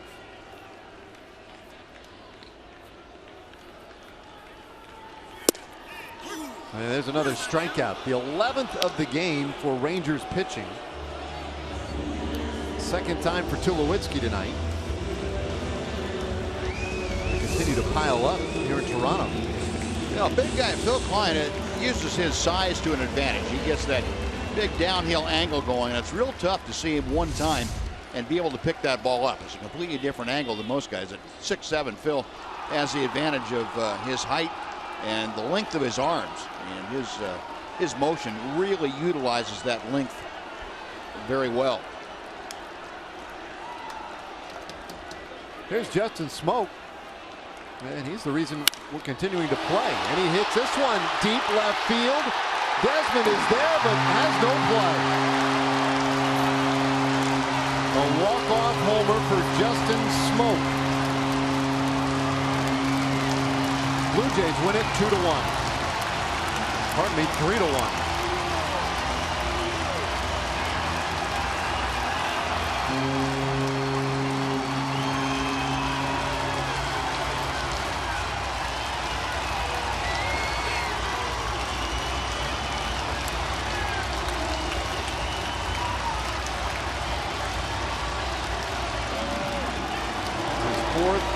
multi-homer game in his career. Justin Smoak with a solo shot to tie it in the 9th. And now this 2-run homer to win it in the 10th. Well, 2 pretty good at bats for Smoak in that he didn't try to pull the baseball. He felt good about his swing in those 2 at bats, taking the ball the other way, and he trusted that he had the power to drive the ball out of the ballpark. Almost exactly the same pitch that he hit for the home run off of Sean Tollison in the 9th inning. He got from Phil Klein here in the 10th. This one drove the straightaway left, the other one into left center. But same results, same swing, and not good results for the Rangers tonight.